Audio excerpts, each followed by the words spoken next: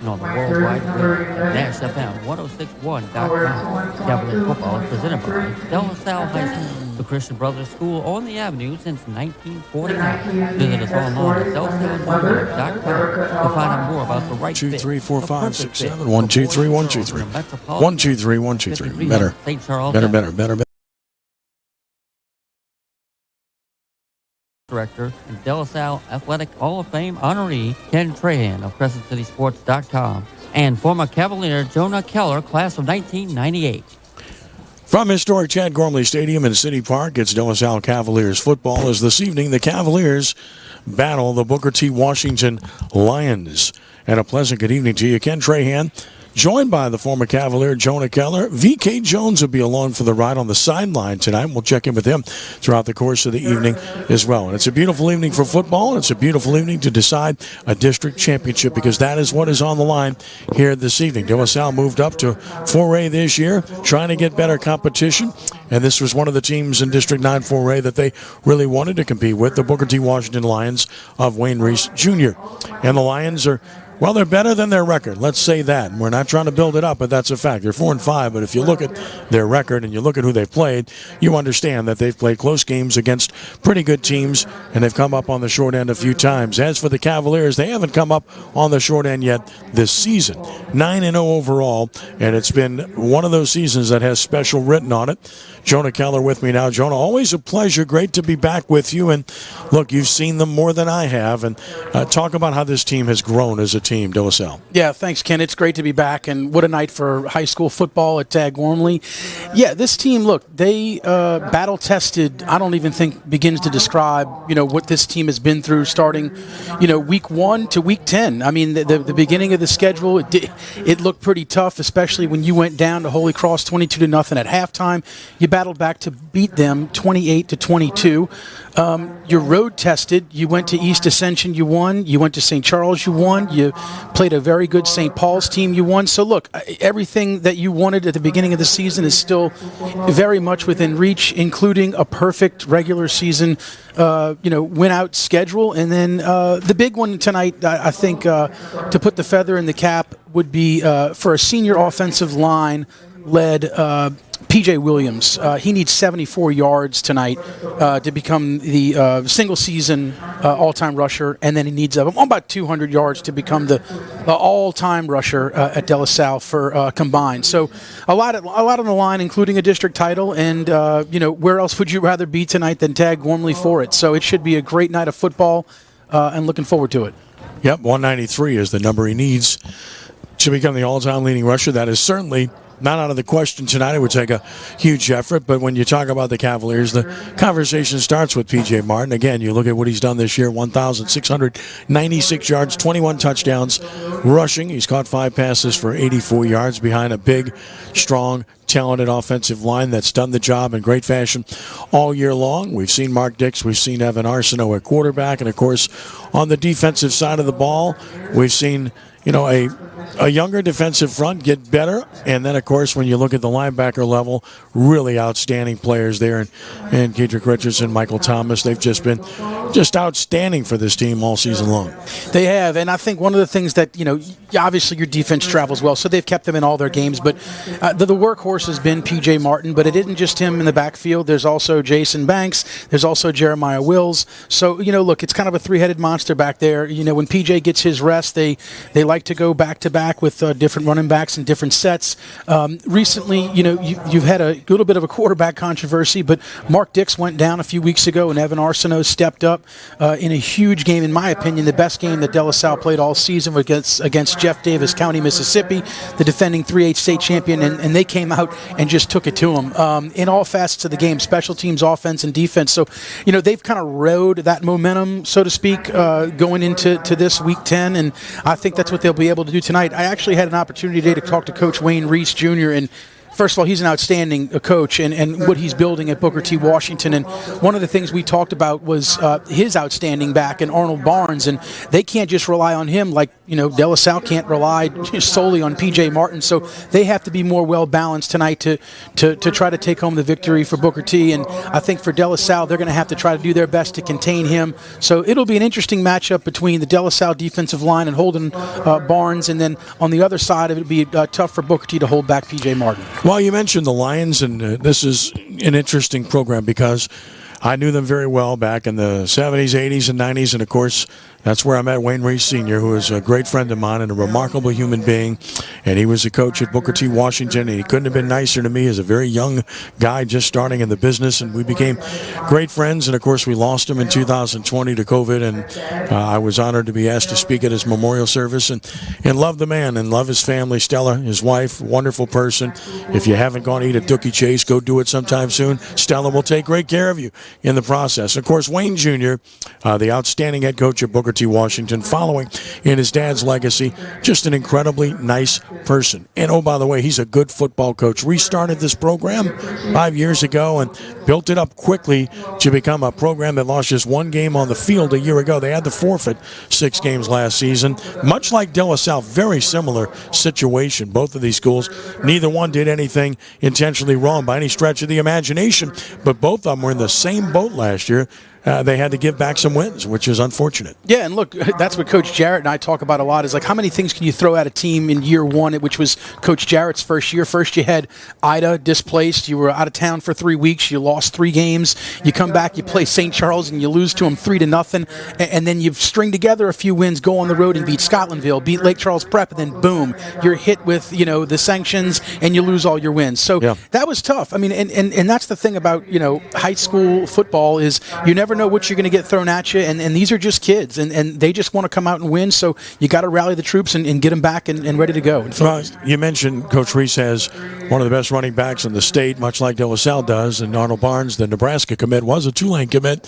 Now he's gone to Nebraska, and he's rushed for 1,534 yards and 19 touchdowns. He's got 6 catches for 113 yards and 2 scores.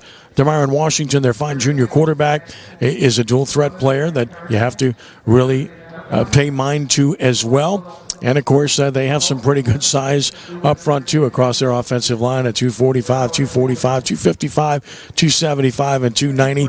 They will play a couple of guys a little bit spotted on both sides of the ball. The Lions are a capable opponent here tonight for the Cavaliers. It's De La Salle, Booker T. Washington coming up. We'll take a timeout. Back to set the stage. We'll have the national anthem and the start of tonight's game when we return in a moment. This is De La Salle Cavaliers football on 106.1 FM Nash Icon and through CrescentCitySports.com.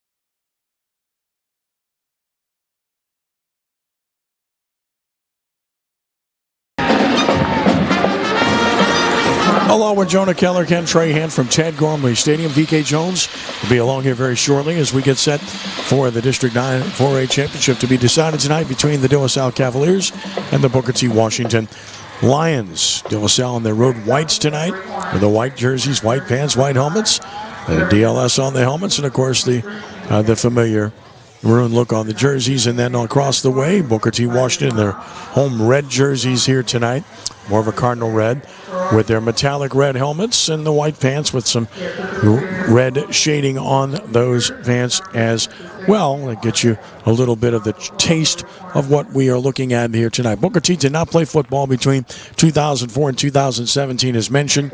After Katrina, the school was severely damaged and wasn't brought back. It was brought back as a KIPP school a few years back, and here they are 5 years in to this particular venture of this football program. Of course, when you look at what they've been able to do this year, just looking at the results, the thing that sticks out, Jonah, is they lost a pair of one-point games. Yep. Lost to Salmon 21-20, lost to Santa Mall 14-13. They also lost a close game to Landry 12-6. So it's a team that hasn't been able to get over the hump in those close games. If you watch them on tape, as I have, they have some good athletes. They're competitive, and if they get their confidence level up, they can be very dangerous. Yeah, and to counter that, they played really well last week against Riverdale, bounced back after a loss against Jesuit. And look, I mean, talking to Coach Reese today, he said they just came out flat against Jesuit. They just weren't prepared and weren't ready to play that night. And, look, they responded well, beating Riverdale, but, nice win over John Ehret. And they're in a lot of these games. And I think tonight's one of those nights where they realize that, a district title is something you obviously at the beginning of the year, you set your goal as first things first, you want to win your district, and they have an opportunity to do that tonight. So they're not going to take that for granted, and I think they're going to give De La Salle all they can handle tonight and some. And, I'm looking at both of these teams. De La Salle dressed it out, looks like 46 guys, and Booker T looks around like 35 or so. So not a ton of, depth on either one of these teams. So, that's something that both of these teams have probably struggled with all year long. So we're in week 10, both are banged up, but these guys battle through this all year, and this is why you put in the work. And it'll be a great game to watch and see how this develops. Well, no doubt about it. And, of course, it's senior night for Booker T. Washington. They've been introducing those seniors with parents on the field, so I got a feeling we'll be a couple of minutes late getting started here based upon what we have seen thus far, but we will have football sure to come here shortly. Interesting when you look at Booker T, they're 31% on third down conversions, 25% on fourth down conversions. Not quite what you want to see with those numbers overall in the ability to move the chains and to keep the football over a course of time. And, when you look at the Cavaliers, they've really had a tremendous time this year in forcing turnovers and winning in that turnover department on a consistent basis. So that's been something that's been a big part of it for the Cavaliers. They average 35 a game, does De La Salle. They allow 14.1 points per contest. The captains are now going to meet at the center of the field, so the Cavaliers will head out that way. And the persons of P.J. Martin, of course. Caden Jones is also out there for the Cavaliers, along with Justin Howard. And who's the fourth I'm trying to pick out there? That's Michael Thomas. Michael Thomas, There you go. So those are the captains for the Cavaliers. Booker T. Washington also with four captains taking to the field as we speak. Nazia Price, one of their fine running backs, is one of those, as we try to spot those numbers too, as they discuss things to help get this thing underway here tonight. Crowd filing in for this district championship, and it's kind of what we thought before the season started. When you looked at this district, you kind of thought it would come down to this game. It is, and as you talked about the crowd, Ken, I wanted to give it De La Salle's -1 fan tonight. That's my son Henry Keller, who he got the flu bug hit him, and I know that's going around, and he's at home recovering, and he's listening to me right now. So, buddy, get well soon.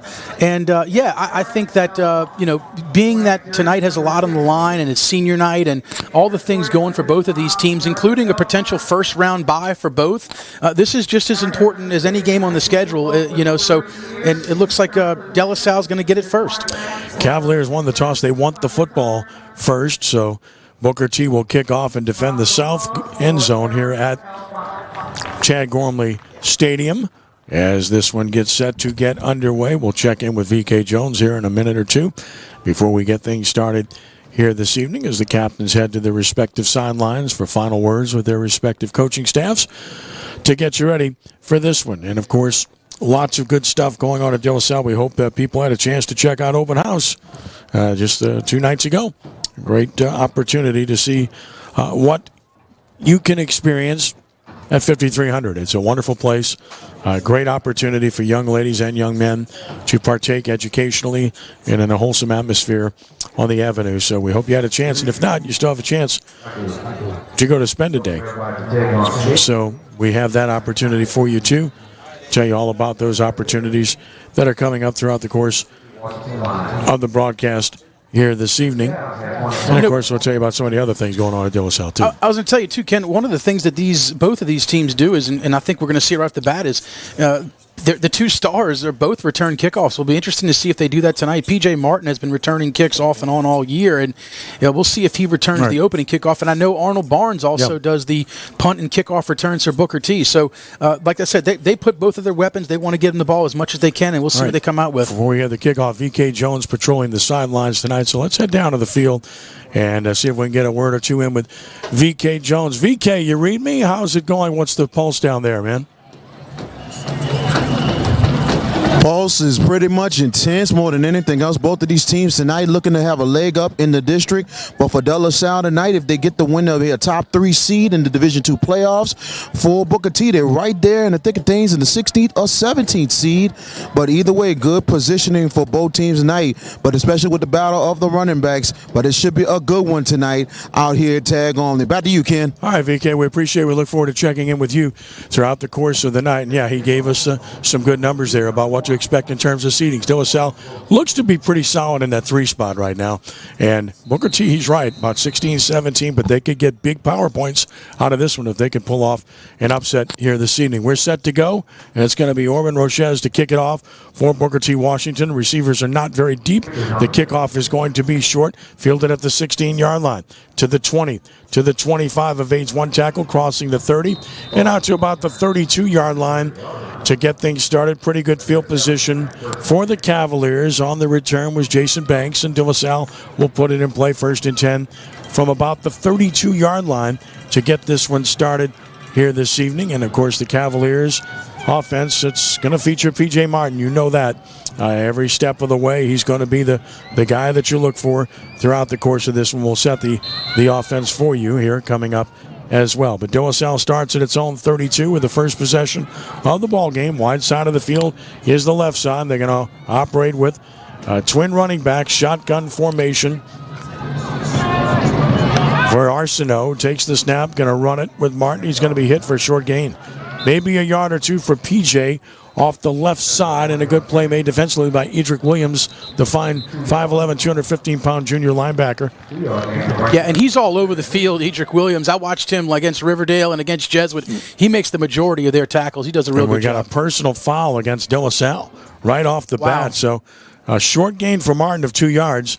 And now a personal foul. De La Salle will cost him 15 yards, Joe. Yeah, that had to be after the play was over, and that's something that De La Salle can't afford to do ever, is a personal foul, pushing you back behind the chains. And, look, you got decent field position to start it at the 32, but then you just lost 15 on a personal foul. Unacceptable for the first play of the game. Yeah, all the way back to the 19-yard line. And that's Smart's. And I think they get they don't get the down over. It's post-possession. So, that's right. So they lose the down and lose the big yardage. So back at the 19, it's 2nd down and 23 yards to go. Snap it to Arsenault. Quick pitch, short side. Martin across the 20. Martin hit and dropped at the 23. Picks up 4. So you're going to have a 3rd down and 18 coming. Yeah, and all they're trying to do right there is stretch out the defense a little bit by getting them to the outside, and you just can't get it. And it's a short game, but I think, look, you just saw 2 carries in a row for PJ, and now a 3rd and long and a throwing possibility here. And Evan Arsenault, who has proven that he is the starter and is capable, we'll see if they come out and throw it here on 3rd down and long. Arsenault, 25 of 38 for 386 yards and 5 touchdowns. He's thrown it effectively, and he's getting the start here. Twin receivers right and a single to the left on 3rd down. Snap it, fakes it, wants to throw it. He has time. He's going to go deep. He has a man wide open. He's got it at the 40, 35-30, and tackled at the 26-yard line. Perfect throw by Arsenault. Leading his man was Jace Bieniemy, top receiver on the team. Big play Cavaliers, 1st and 10 of the Booker T 25. And look, he had time to throw that. He set his feet. He let Jace get behind the safety, and he floated a perfect pass right into the arms of Jace Bieniemy, who caught it in stride. And, credit the safety for bringing him down. That's a touchdown-saving tackle for sure. 52 yards to the Booker T. Washington 25-yard line. And a 1st and 10 Cavaliers now with a great opportunity. And they go with the pistol formation here. Snap it. Give it to Martin. He's got a hole. 20, 15, 10, 5. He'll score. Touchdown. Cavaliers. Flag. And a flag comes down very late after the play, and we'll see what happens here. They're pointing at De La Salle, the Booker T. Washington players, and that's the last thing you want here. That thing popped wide open, and PJ, you give him an inch, he'll take a mile. And that's what he does so well, is he just lets his offensive line do their job. He opens the holes for him. He hits it and he goes. But that might be against Caden Jones. That's the big right tackle that, look, the guy stands 6'8". He gets picked on a little bit, and that was after the play, and they're going to get penalized for it. So we wait to sort this out to explain precisely what it's going to result in. Whether it stands in terms of a touchdown or not, or whether that's taken away. They're calling it a touchdown, it looks like. I think that it stands, yeah. Again, it's going to be after the play. Personal foul, De La Salle. After the play occurs. Now, will they mark that off now or on the kickoff? I think they're going to do it on the kickoff, which is a break for the Cavaliers. It won't be as challenging of an extra point as a result, and it will be Connor Butler on to try it. And the play clock hasn't started. De La Salle running players on. I guess they thought that maybe it was going to take them back. Right. So here's Butler. Snap, spot. The kick is up. He's hit it well, and he's hit it through. So timeout on the field. 10:16 to play in the first quarter. De La Salle 7-0 over Booker T. Washington. Back in a moment here on 106.1 FM Nash Icon and at CrescentCitySports.com.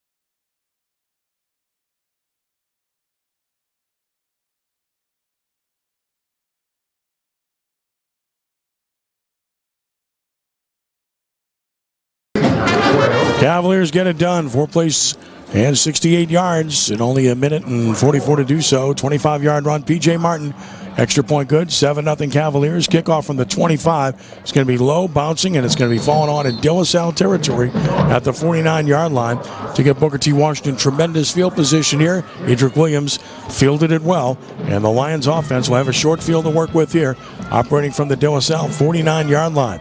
Yeah, and all that was is a low-line drive kick. I think they were trying to split the defenders, but he didn't do a very good job of it. And like you said, Ken, they're in De La Salle territory, starting off 1st and 10 at the 49. Yeah, great place for Booker T to start its first possession of the football game from the De La Salle 49-yard line with 10 minutes and 14 seconds to play in the opening quarter. Washington, the quarterback, Barnes with him in the backfield, and we got movement right away. Yeah, that's the wide receiver at the top. He just left a little early, and he's already coming out the game. They're not going to be happy. But just like De La Salle started off the game with a personal foul, first play for Booker T. Washington offsides. So De La Salle already 2 penalties, 30 yards. Booker T's first for 5. Makes it a 1st and 15. I like how De La Salle, they're coming up on the line. Looks like they're putting about 8 or 9 guys in the box because they just know they're going to get a steady dose of Arnold Barnes tonight. No doubt about it. And here's a fake and a keep by Washington, wide open at the 50. He's at the 45 and down to about the 44. There's the effect of Arnold Barnes right there. Everybody went with him. Yeah, and look, that's what Booker T. Washington has been able to do very well is, it's that RPO that they run so well where, you've got Barnes that's so electric and can hit it, and you've got so many guys that are going to spy on him where the quarterback just goes up the left side and there's nobody there. Trip set left, single receiver right. 2nd and 5 at the De La Salle 44. Wide side, left side of the field. Washington surveys. Barnes checks with him as well. Now they're ready to operate with this open formation. Plenty of time to get the playoff. De La Salle showing blitz. They're coming. Give it to Barnes running right to the short side. He's corralled and may have lost a yard. Outstanding job defensively made by Kedrick Richardson. Tried to go short side. Richardson, just really good pursuit. They call him Pawpaw. That's Junior Richardson, I tell you, and he's a load. I mean, he's been starting as a freshman. He makes a ton of tackles. When he gets his hands on you, he typically brings you down, and he just showed you right there what his ability and strength upon strength, and looks like Kedrick got the best of him on that one. Turns in with 3rd and 6 at the De La Salle 45-yard line with 3 receivers left and a single to the right. Here's Washington taking the snap. He wants to throw it. He does outside. Caught at the 45. Up to the 40. To the 35. First down and out of bounds. Scooting, and I do mean scooting, is D'Amico Barnes, the sophomore. First down, Booker T at the De La Salle 32, a gain of 13. And look, right away, like Coach Reese talked about, is one of the things they want to be able to do is be balanced. They want to be able to throw the ball. They want to be able to run it effectively as well. So automatically, you've seen a quarterback run, a handoff, and then a swing pass out to the left, and they're moving the sticks for the first down. 13 yards to D'Amico Barnes, and a first down at the 32. Snap it, give it inside, and fighting his way for a yard. That's all stiff defense there on Barnes. They're going to be all over him all night long as Dominique McGill makes the stop. And that's the strength of the De La Salle defense is the interior. And what they like to do, and they do well, is the two defensive ends kind of force you to go back in the middle of the field where the rest of their defenders are waiting for them. Gain of 1 at 2nd down and 9 yards to go at the De La Salle 31-yard line. With 8:15 and counting first quarter, 7-0 Cavaliers on top. Snap it. Blitz is on. Washington throws down the middle and batted down. Outstanding defensive play for the Cavaliers made by number 29, Matthew Bedai, as the pass was intended for D'Amico Barnes. Yeah, that's the sophomore, Matthew Beatty, who has really come on this year and played really well. I mean, the secondary for the De La Salle defense is without one of their stars in Kenneth Vaughn, and he's been out for about a few weeks now with hamstring issues. So they've really relied on some of these young guys, and he came up big with a pass to break up there. And I know it's Beatty, and I knew I was going to say that because I've been saying it all night, don't say it, and I did it anyway. So it's 3rd down and 9 at the 31-yard line. Mr. Beatty making a play. Here's Washington in shotgun. Blitz is on. Washington steps up. He's going to be engulfed. He got out of it somehow, but now he's ripped down for an even bigger loss via the sack. Blitz was on, and they had too many guys in white shirts for the red shirts to block. Drew Poche, the sophomore, gets the big sack. Yeah, that's another young guy. Look, Drew Poche, welcome back to the starting lineup. He's been out for a few weeks. He's been battling some injuries. I think the game that we did a few weeks ago, Ken, with Kenner Discovery, is he had one of the pick sixes in that game, and he actually got hurt towards the end of it, and this is his first game back, and he comes up with a big sack for loss there to force a punt for Booker T. 14-yard loss, very significant, and that's going to result in a punt for Booker T. Washington. And De La Salle will drop a single receiver deep, standing at about the 12-yard line is Jason Banks. And now we're going to stoppage and play. Timeout Booker T with 7:19 to play in the first quarter. 7-0. De La Salle on top. Rojas was waiting to punt, but boy, you don't see timeouts on kicks very often. No, but you almost prefer to take a penalty. I would have thought you would have rathered that right there because of the time and that's left in this first half. But it looked like they were not going to get that play off in time. There was 2 seconds on the play clock, so Coach Reese called a timeout. But I'm with you, Ken. I mean, which 5 yards matter in this game right here? I haven't seen the ability for Booker T. Washington to punt it too deep. In fact, I don't know if that would, like I said, would have mattered much. And that looks like it's going to be Jason Banks back to receive the punt as we come back from the timeout here in a little bit.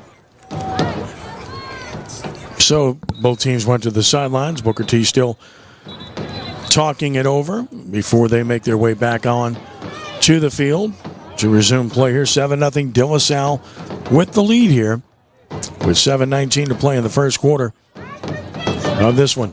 And they only got 10 guys. De La Salle. Well, let's see. Counting them as we speak. You got the 4 on the outside. You got the up back. And they are short a player, no doubt about it. There comes running on late after Out of the timeout, Yeah, no there he less. goes. So, but they get him on. Roches to punt it away. Banks is deep to receive. Roches stands near his 39-yard line. High snap, but he fields it nicely and got it off, and he kicks it toward the right side. Bounces at the 25, and we'll get a little Lion bounce, and we'll be down at about the 21-yard line. So the Cavaliers will go to work with 7:08 to play in the first quarter, leading 7-0, operating from their own 21-yard line. That's not a bad punt. I mean, obviously, you don't give De La Salle an opportunity to return it, so that's a plus. And then you start him, about the 21-yard line. So all in all, like I said, I don't know if the 5 yards really would have mattered one way or the other, but either way, De La Salle looking to come back now with their second possession of the game. You just hate to give up those timeouts. Power formation for De La Salle. Everyone is tight. Two running backs in the backfield, a slot receiver to the right side of the field. Arsenault looks to the sideline after clapping the hands, gets what he wants, says, let's go now, gives the instructions. Tight end tucked in left side. Now ready to operate on first down, takes the snap, and he's going to give it off running left across the 20 and out of bounds near the 25 on the carry that time. Yeah, and that's a little wrinkle they like to run. That's Jeremiah Wills on the carry. And all they'll do right there is it's kind of an inside handoff where he'll just take it and try to get to the outside. Wills is more of a speedy back. He's a little less power than Banks and PJ, but he does a good job right there of taking what he can get and gets 5 yards out of it. Yeah, Wills with 6 yards to the 27-yard line. We're second down and 4 yards to go after the game by the junior. Back to pistol formation with Martin behind Arsenault. Booker T cheats 7 right up front, and they give it to Martin inside right. Broke through a tackle, gets across the 30, gets a first down, out to about the 33. Well, they just brought everyone up on that play, and if you break that line of scrimmage, man, you might be in the clear. And that's what we've seen so many times out of PJ is, like we've said, he kind of waits and sees what the defense is going to, what kind of defense is going to come up, how the offensive line's going to give him a hole, and when he hits it, he's usually pretty quick to do it, and he's gone in a hurry. It's a good job of defending it there right there. And as we said, that look for number 8. He seems like he's around the football all the time. That's Edric Williams, and he was there again. First down and 10 at the 33-yard line. 6:56 to play in the first quarter.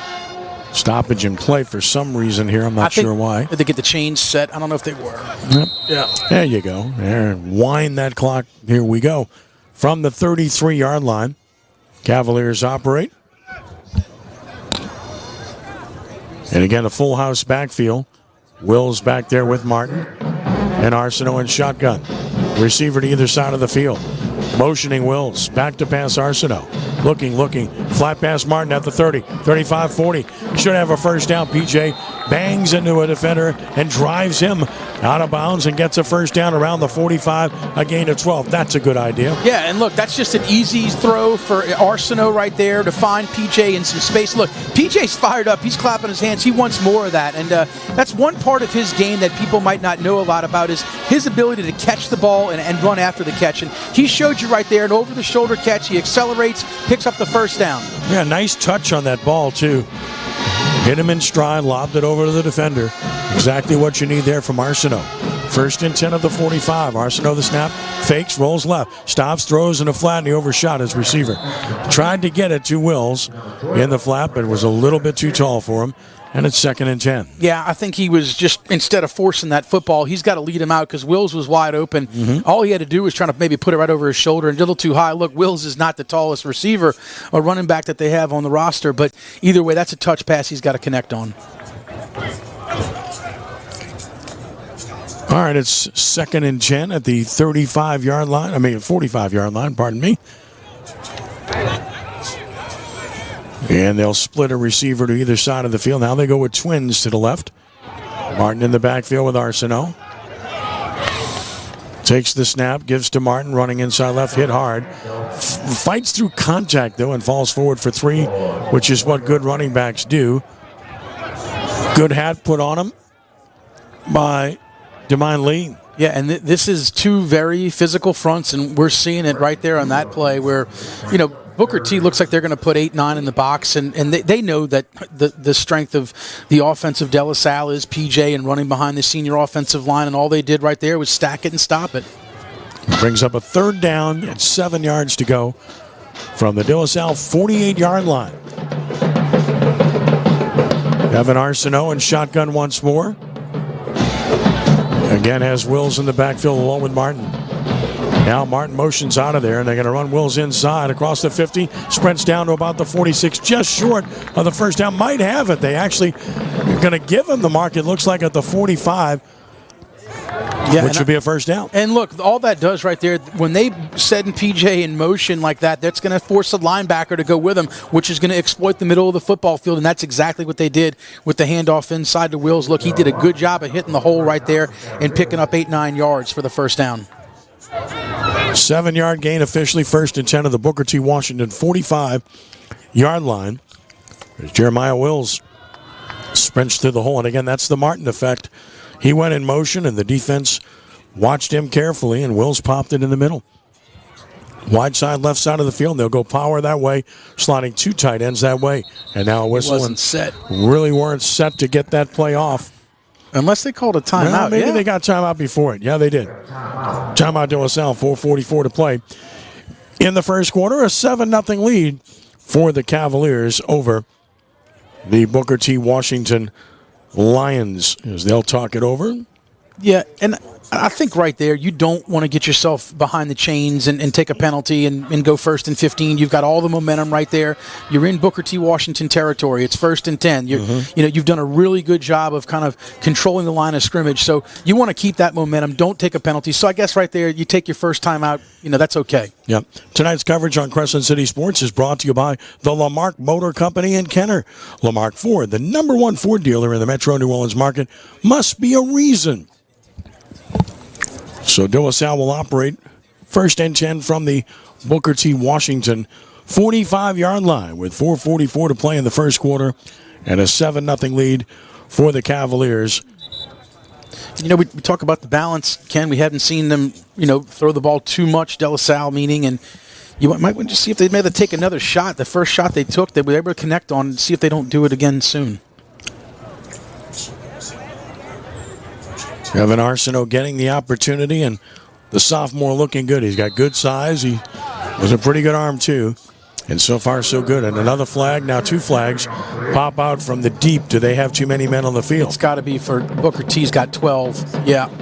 Yeah, I'm counting them right now. They got 12 on the field. As soon as De La Salle broke the huddle, and again, that's out of a timeout. Mm-hmm. And that's the 2 DBs at the top. It looks like both of them are kind of looking at each other like, is that you or is that me? And, yeah, coming out of a timeout, that's tough. And, look, De La Salle, take that momentum, take the 5 yards, and use it to your advantage. Do this first short and 5. Yeah, 1st and 5, great down to have. At the 40-yard line now for the Cavaliers. Snap it, going to run Martin inside left. He pops it at the 35. Nice cutback inside the 35, back to about the 33-yard line. So Martin, with a nice cut, made a nice run, but hold everything. Yeah, I think they're going to call holding right there on the left guard. It looked like he might have tackled him. I don't know if they're going to call it on that or not. Now they're talking about it. Maybe they'll pick it up. Don't think so. It is holding on De La Salle. And from the spot, it looks like it was the line of scrimmage, so it'll be a 10-yard penalty to make it 1st and 15 after being 1st and 5. Yeah, back-to-back penalties. And how many is that on the game so far, Kim? Seems the Cavaliers now have 3 for 40 yards already. So that's a lot of yardage and penalties in one quarter. Yeah, and they were able to overcome it on that first drive with a long pass to Bieniemy to set them up, in really, really good shape after that. So let's see if they can counter again with another long situation here. From midfield, 1st and 15, De La Salle. The receiver to either side of the field. Shotgun formation. They give the Martin running inside right. He's at the 45. Broke a tackle at the 41-yard line. So he picks up 9 tough yards. Again, just puts the shoulder down, drives hard, and always seems to run through contact and get extra yardage. Yeah, and he's protecting the football right there. And that's another flag. That's going to be that might be on Booker T. That looks like a personal foul. But I tell you, they're chippy, and they're chippy early, and I'm sure the referees will eventually call both of the coaches over to tell them that they're not going to have it tonight. 9 yards on the carry, and now referee wants to talk to Graham Jarrett briefly, tells him what it was, and now we wait for the official signal. And it is an unsportsmanlike conduct on De La Salle. Yeah. It's Caden Jones, and that's his second one. Yeah, that's not good. Now, look, Coach Jarrett, a former offensive lineman, I think he loves the aggressiveness. He loves the attitude, right? But you got to do it between the whistles, and if you're doing it after, you're going to get penalized. And I look at the offensive line trying to calm him down now, and I tell you what. It's not like Booker T is going to stop it. They're going to keep coming after him and try to get more penalties on him. And I'm not sure what the rule is in high school. You can have too many unsportsmanlike, or if they remove you from the game. Yeah, I mean, that's 2 already. Yeah. Penalty all the way back to the De La Salle 44-yard line. That's 4 penalties, 55 yards. And now it puts De La Salle in a 2nd and 21 situation at their own 44-yard line. Not where they wanted to be at all. 17-yard infraction, as it turns out. Snap it. Going to run Martin inside right. He's going to be hit and dropped after a short gain at about the 48-yard line. Tackled by Nazia Price. Yeah, and they're trying to go right side off the right tackle. That seems to be the MO tonight, is just, take what you can get on the outside. And like I said, I think eventually what they're going to, try to do is, suck in that defense for the front and get the linebackers and safeties to creep up and try to go back over top again. And another, they're still behind the change and a long way to go on 2nd down. So now it is 3rd down. 3rd down, yeah. And 17 yards to go. From the 48-yard line. Motion into the formation, fake it. Arsenault wants to throw it. Has time, throws it to a man who's open at the 40, close to the 1st down. It depends on the mark. Yeah. Down about the Booker T 35-yard line. That is Malik Jackson. And looks like they're going to he's right on it. Maybe a yard short. I promise you they're going for it. Without hesitation, Coach Jarrett, he sends back his big boys, and I'm pretty sure I would bet on number 2 to get this football somewhere right up the middle. Yeah, well, it's a gain of 16, so it's 4th and 1. Right, great pass by Arsenault, sets his feet and throws a perfect pass to Malik Jackson, who comes down with it, gets a couple yards, and sets them up for a 4th and short. 4th and 1 at the 36-yard line. Got to hurry. Motion, snap it, Martin. He doesn't get it. No. He's hit and dropped for no gain. And that's making the tackle was Demine Lee. Lost his helmet, celebrates. Big play by Lee, and Booker T gets a big stop. Yeah, that's huge. Look, I mean, obviously we knew it. Booker T. Washington knew it, and credit them for coming up and stuffing them right there on a 4th and short. And that's the kind of momentum shift that you're going to look for, and that's what they want for Booker T. Now it's up to the De La Salle defense to stop them here as they get the ball to turn over on downs. What a great job by the Lion defense, and in particular by an outstanding player who just did the job. Lee and Williams have really been good on the defensive side for the Lions thus far. 2:05 to play in the first. Lions get it back trailing 7-0 at their own 36-yard line. Twin running backs this time with Washington. Counterplay right with Barnes, and he's stacked up. He does fall forward for about 3, but he was hit right away as the De La Salle interior defense has been very stiff early in this game. Barnes picks up 3 yards on the play, hit by Lance Joseph. Yeah, and that's what the defense, like we talked about earlier, the defensive ends, they force you back to the inside, and you're going to have to gang tackle Barnes like they've been doing tonight. Is, between Michael Thomas and between Kedrick, both of those guys will fill gaps, but when they hit them, they got to bring them down. Mark it at the 38, so it's a gain of 2. 2nd and 8, wide side, left side of the field. Twin running backs again, blitz is on. Give it to Barnes. He's in the backfield in big trouble, big loss. De La Salle with a run blitz, and there's Lance Joseph again for the 2nd straight time to make the play back at about the 33-yard line, a loss of 5. Yeah, and Lance Joseph has just stepped up tremendously. A couple weeks ago, De La Salle lost Tim Maxon, who's their junior defensive end on the other side, and that's a huge loss for De La Salle. So whenever that happens, you're looking for other guys to step up, and that's exactly what Lance Joseph's done. Back at the 33 now, it is 3rd down and 13 as we tick under a minute to play in the first quarter. 7-0 Cavaliers. 3 receiver sets to the left side of the field. Snap it, fake it, wants to throw it. Flushed out, in deep trouble. Shook 1, shook 2, tries to cut back, shook another. Wow. Shook another, but down. What a run by Washington. But De La Salle just wasn't going to let him quite get there. Yeah, boy, it took 5 white shirts to finally get him on the ground, but they do. At about the 41-yard line, make it the 42, where it's 4th and 4. Yeah, huge decision here, and it looks like they're going to punt it, and that's probably wise because if you give it to De La Salle here in your own territory and you got this a game that you won, it looks like this might tick down and end the first quarter. It's 7-0. You don't have to punt it here. No. Before the quarter ends, Roach has to punt it. And De La Salle with Banks back, and I'll let the clock tick down, and the first quarter is going to come to an end. So at the end of one quarter, we'll check in with VK when we return. 7-0 De La Salle on top. It's De La Salle football here on 106.1 FM Nash Icon and at CrescentCitySports.com.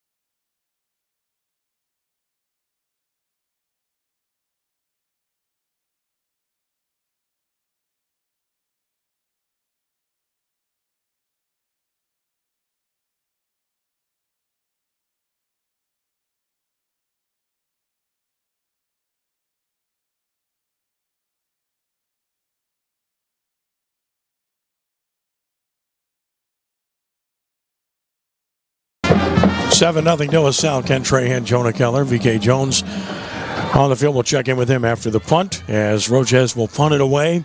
Banks will be deep to receive it to start the second quarter of play.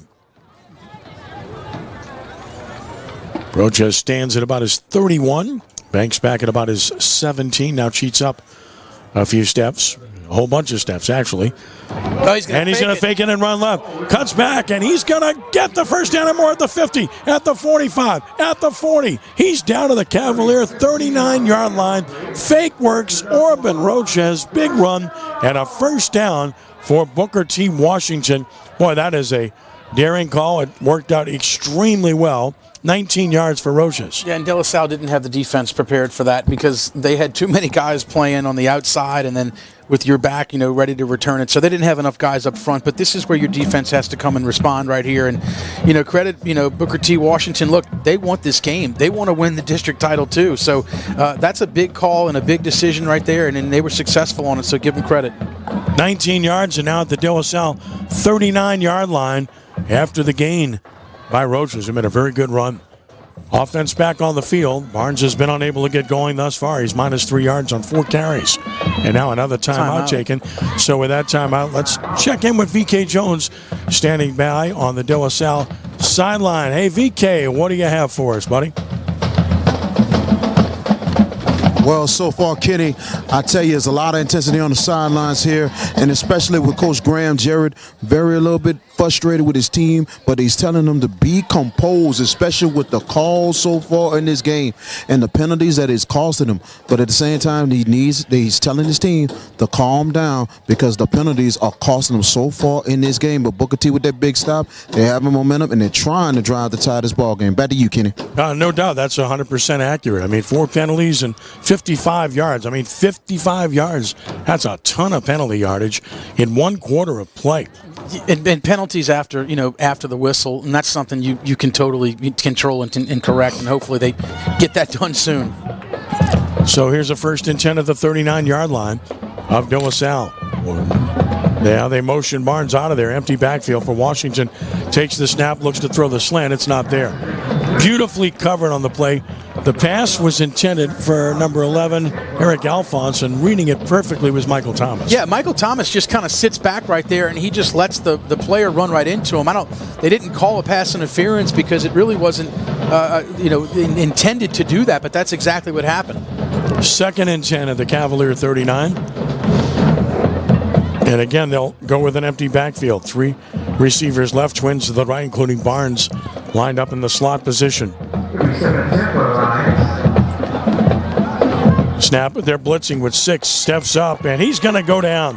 Boy, the blitzes have worked beautifully for De La Salle. They're getting home consistently. Purdue Jackson, the sophomore, gets the sack. Yeah, and look, what Coach Jaculard doing right there for De La Salle is when you don't see any backs in the backfield to help protect the quarterback, and you're going to walk up a safety or you're going to walk up a linebacker, there's going to be a gap and they're going to hit it. So I think that's what they're kind of doing right there, is just saying, if you're not going to protect your quarterback, we're going to blitz you. 2 sacks now for the Cavaliers and a bunch of pressures. And now it is 3rd down and 15 yards to go at the De La Salle 44. Motioning out of there is Barnes, and they have offensive line movement, so that will cost the Lions 5 more. So what looked like a very promising situation for Booker T. Washington is disintegrating here.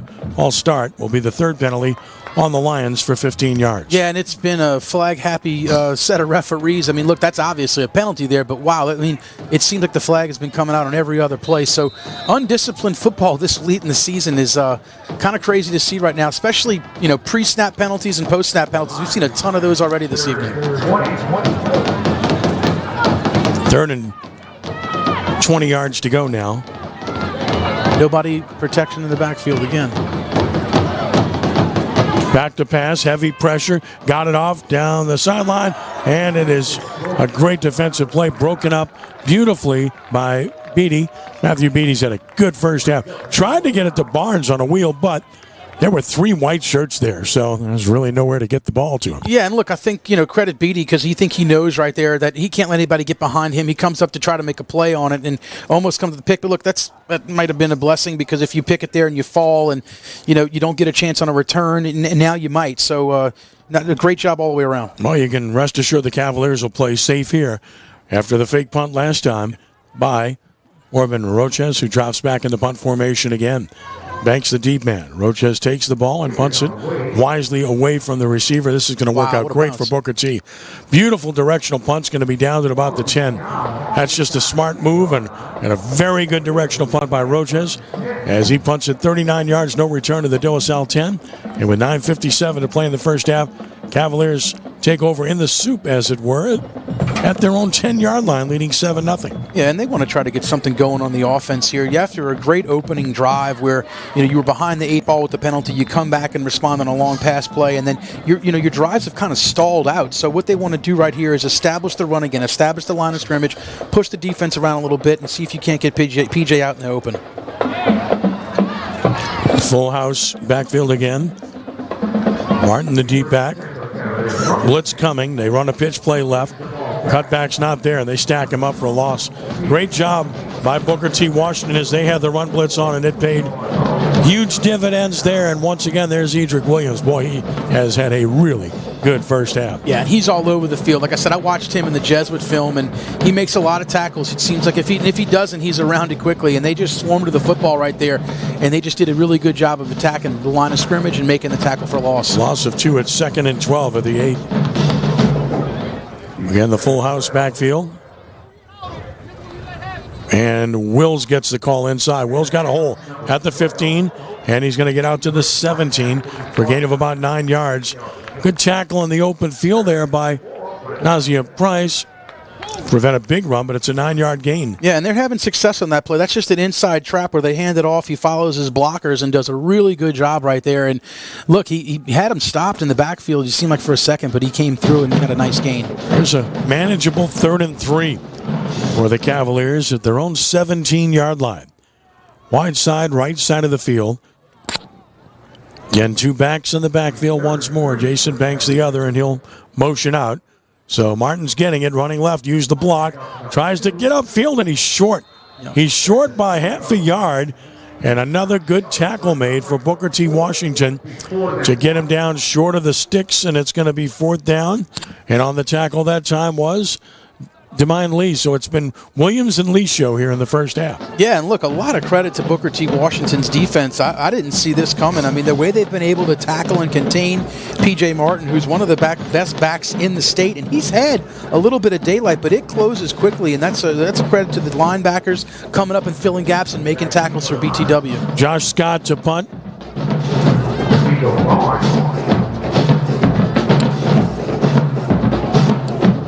Scott's punt is away. It's an end-over-end kick. It's going to bounce at midfield. Takes a little bit of a Cavalier bounce inside the 45, and it's going to be down to the Booker T. Washington 43. So the Lions hold. They get it back with good field position with 7:43 to play in the first half. Still a 7-0 lead for De La Salle. Yeah, and look, clock's ticking. I mean, we're midway through the second quarter. It's 7-0. It's a game that Booker T. Washington is very much in. De La Salle's been shooting themselves in the foot with momentum, killing penalties. But right there was none, and there was just nowhere, for De La Salle to really pick up much more yards than they did, and they have to give the ball right back to Booker T. Washington in pretty good field position. 43-yard line to be precise for the Lions. They've had good field position throughout. They haven't been able to take advantage of it yet. And I stress yet. 3 receivers, wide side, left side, single receiver right. Washington the snap, runs Barnes inside. Barnes again has nowhere to go. He finds 2 yards, but he's having to get whatever he can on his own because there are too many white shirts in there. Purdue Jackson having a good first half makes the stop. And look, that Purdue Jackson's getting an opportunity tonight. And we have an injured player for Booker T. Yeah, and like I said, Purdue Jackson's been getting an opportunity tonight because you've been down, but Tim Maxson, who got hurt a few weeks ago, and here's a guy who's played sparingly off and on, but when he's gotten his chances, he's made the best of them. And he's in a lot of pain down there. Don't like seeing that at all. Barnes now 5 carries for -1 yard. That's the job that De La Salle has done. It's an offensive lineman that's down, and it looks like it's Damon Verrett, the fine senior at 6'2", 245. Again, they're pretty good up front. It's all about depth, though. Yeah. That could be an issue, and they have to, at times, spot people on the other side of the ball as well up front, so... And that's a concern. I talked to Coach Reese today about the health of his team. He said he was down a couple linemen, hoping to get them back for the playoffs. So, if you lose another senior lineman here and you go with an underclassman who's a little inexperienced in a situation like he's going to be put in with a really good De La Salle defensive front, that's a lot to ask. It certainly is. Tonight's coverage on Crescent City Sports is brought to you by Ochsner Sports Medicine Institute. Get the same sports medicine care the pros receive with minimally invasive treatments and quicker recovery times. Visit Ochsner.org/sportsmed to learn more or schedule an appointment near you. Boy, he's jogging off, limping but jogging. You sure love his spirit. That's wonderful for Damon Verrett. We sure hope he's able to find his way back. Looked like a lower leg injury, maybe an ankle. He might have got kicked in the shin. It might have just been turned ankle. But, you like to see him get up and run off the football field. Look, that's a senior that knows he may not get many more chances to put on a helmet. So, good for him for getting up and fighting that off. He's over there stretching it out, moving those legs up and down, training staff tending to him. He's not going to the bench or at any 10. He's standing up. He wants to get back Absolutely. in the game. You love seeing that competitive nature now. The trainers say, no, we got to sit you down. So they'll get him down, and they're going to check him out on the far side of the field, and they're going to work on that left lower leg. That's what they're working on as we speak, as we surmised would be the case. So they got to go with the backup up front as Verrett has to depart. He's the left guard for the Lions, and they'll have to move people around. Frederick Brooks enters the game up front in his spot. Snap it. Washington wants to throw it. He does. He had him. Incomplete. That would have been 6 in all likelihood. Yeah. Just a quick inside slant route to D'Amico Barnes. I'm not sure he saw it clearly. That was a rifle shot. But if he catches that ball, he's gone. No, that was a very well-thrown football, and maybe too good. I mean, it looked like he really zipped it in there, and he just wasn't able to hang on to it. But you're right, Ken. That had 6 written all over it if he catches it. Just a big miss there for the Lions. Great opportunity. And now it is 3rd down and 8 from the 45-yard line. Washington takes the snap. Blitz is on. He's hit again and sacked. All over him. And they brought the Colby blitz. Coleman gets the sack, but the initial pressure from Poche. Yeah, and they brought the house right there. I think that's the situation where De La Salle, if you give the quarterback time to throw it and look downfield, but both the wideouts went and took both fly patterns. Like that play would have taken a while to develop, and it didn't. It collapsed quick. And credit the De La Salle defense and Coach Jaculart for bringing the pressure right there. Well, he's calling these signals brilliantly in this game. It's working every time. That's 3 sacks and multiple pressures. But then again, none of us are surprised by what Eddie Jaculart is able to dial up. He's as good as it gets in Louisiana. That's right.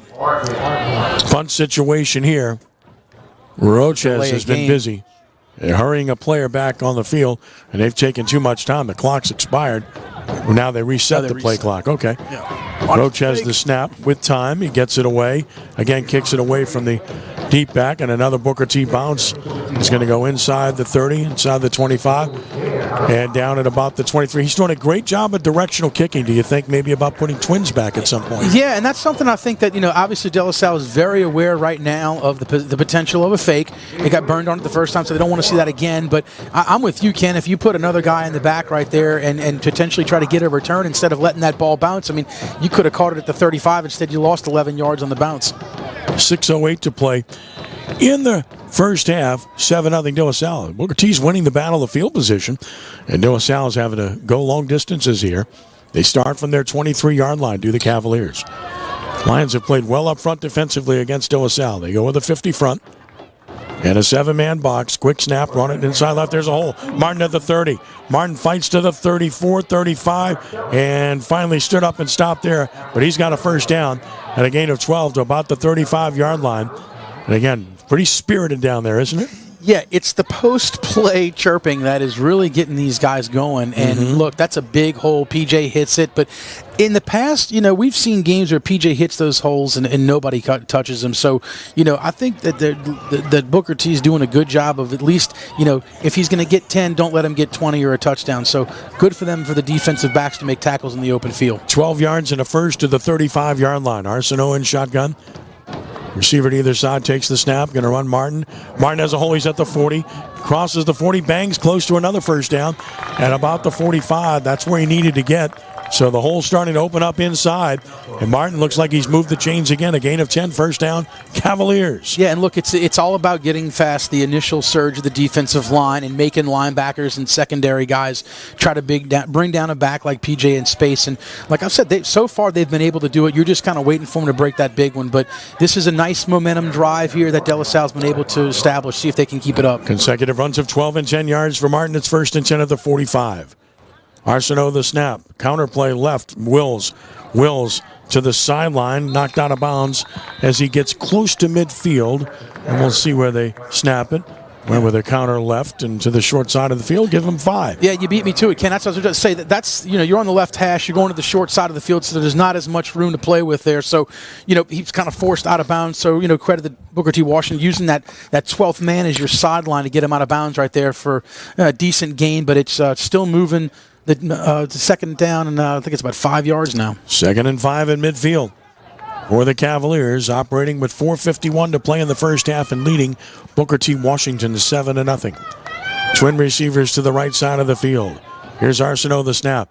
He fakes, he rolls right. Man wide open in the flat, caught Wills at the 50, cuts back, broke a tackle, and gets near the first down before he's ridden down hard by number 7, Keith Bowers, who looks like he's got the first down. Yeah, he made the first guy miss, which is exactly what you want to do. But look, that's again, we've been talking about it, the P.J. Martin effect, where you fake the handoff, the defense goes one way, and Wills is just standing out in the flat all by himself for an easy pickup right there. But credit him for making the first guy miss, picking up the yards for the first down and keeping the chains moving. Third first down of the drive. By far the best drive since the first drive of the game for De La Salle. Now at the Booker T. Washington 45. They're having to earn these. No big plays. Just moving the chains consistently and using clock in the process. Twin receivers wide left. Snap it. Arsenault gives to Martin inside left zone play. Fights through a tackle. Crosses the 40. And he gets down to the 38. Another chunk gain of 7 or 8 yards for P.J. Martin. Yeah, and they're going after the football too. That's one thing I've noticed all night is that P.J. Martin's doing a really good job of protecting the football in these runs. And I think that's one thing they're going to have to do as a defense is if they're going to try to stop De La Salle, they're going to have to get a turnover one way or the other. They're going to keep giving them the football. And like I said, this has just been one of those drives where you want to just keep the momentum, keep the ball moving. 8 yards to the 37. It's 2nd and 2. Cavaliers on the move. Arsenault with Martin behind him. Defense moving around and faking Arsenault. And the flat throw overthrown.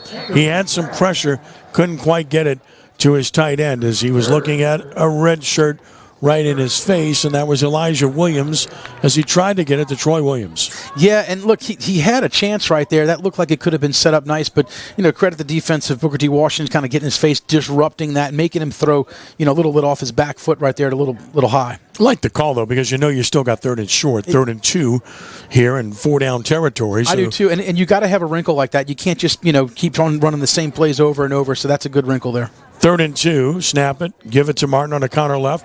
Martin fights forward, gets the first down across the 35. He's down to the 32, running hard. He has 5 more, and another first down, Cavaliers. Yeah, and look, that's, like we said before, they know they're going to run the football up the middle to PJ, and they do it again right there. But, credit him for getting the yards he needs to pick up the first down.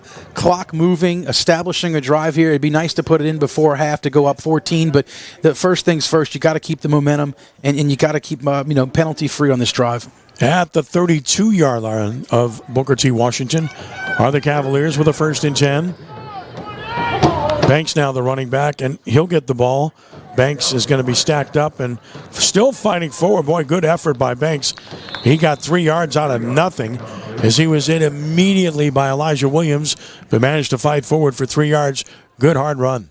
Yeah, and you're not really in field goal range just yet, and I'm watching the clock tick down about 2 minutes, 30 seconds. It's 2nd down, and, you want points off of this drive to go into halftime, and so Coach Jarrett's got 2 timeouts in his pocket. You kind of be interested to see how he approaches these last couple minutes. I think it's perfect scenario. He's just running this clock down and making this maybe the last possession of the half or close to it. Mm-hmm. If you get points, then that certainly is exactly the way you would want to script it. 2nd down and 7 at the 29. Motioning Wills. Snap it, dropping the snap. Arsenault picks it up. He's still got time. He's going to throw it down the sideline. Jump ball caught. Touchdown, Cavaliers. Touchdown, De La Salle. Touchdown, Jeremiah Wills. 29 yards. He saw the football.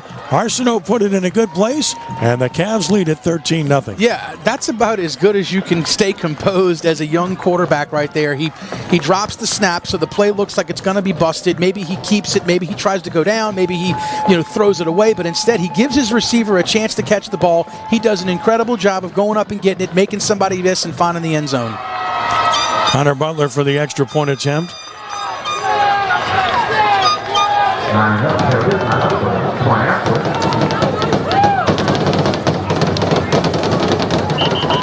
And whistles sound and flags fly all over the place before the kick can be attempted. Yeah, De La Salle jumped right there a little bit early, and they'll be pushed back a few yards to try it again. But, well, that's a killer if you Booker T, because you felt like if he drops the snap, you're at least going to get a sack out of it, or loss it down or something. And like I said, Arsenault did a great job of staying composed and throwing a strike down the field for a touchdown. I'll try it again.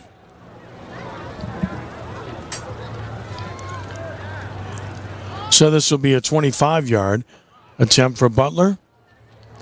Snap, the kick is up, and he has missed it left. Hooked it, so time out on the field, 1:59 to play in the half. 13-0 Cavaliers. Back in a moment with De La Salle football on 106.1 FM. Nash Icon and at CrescentCitySports.com.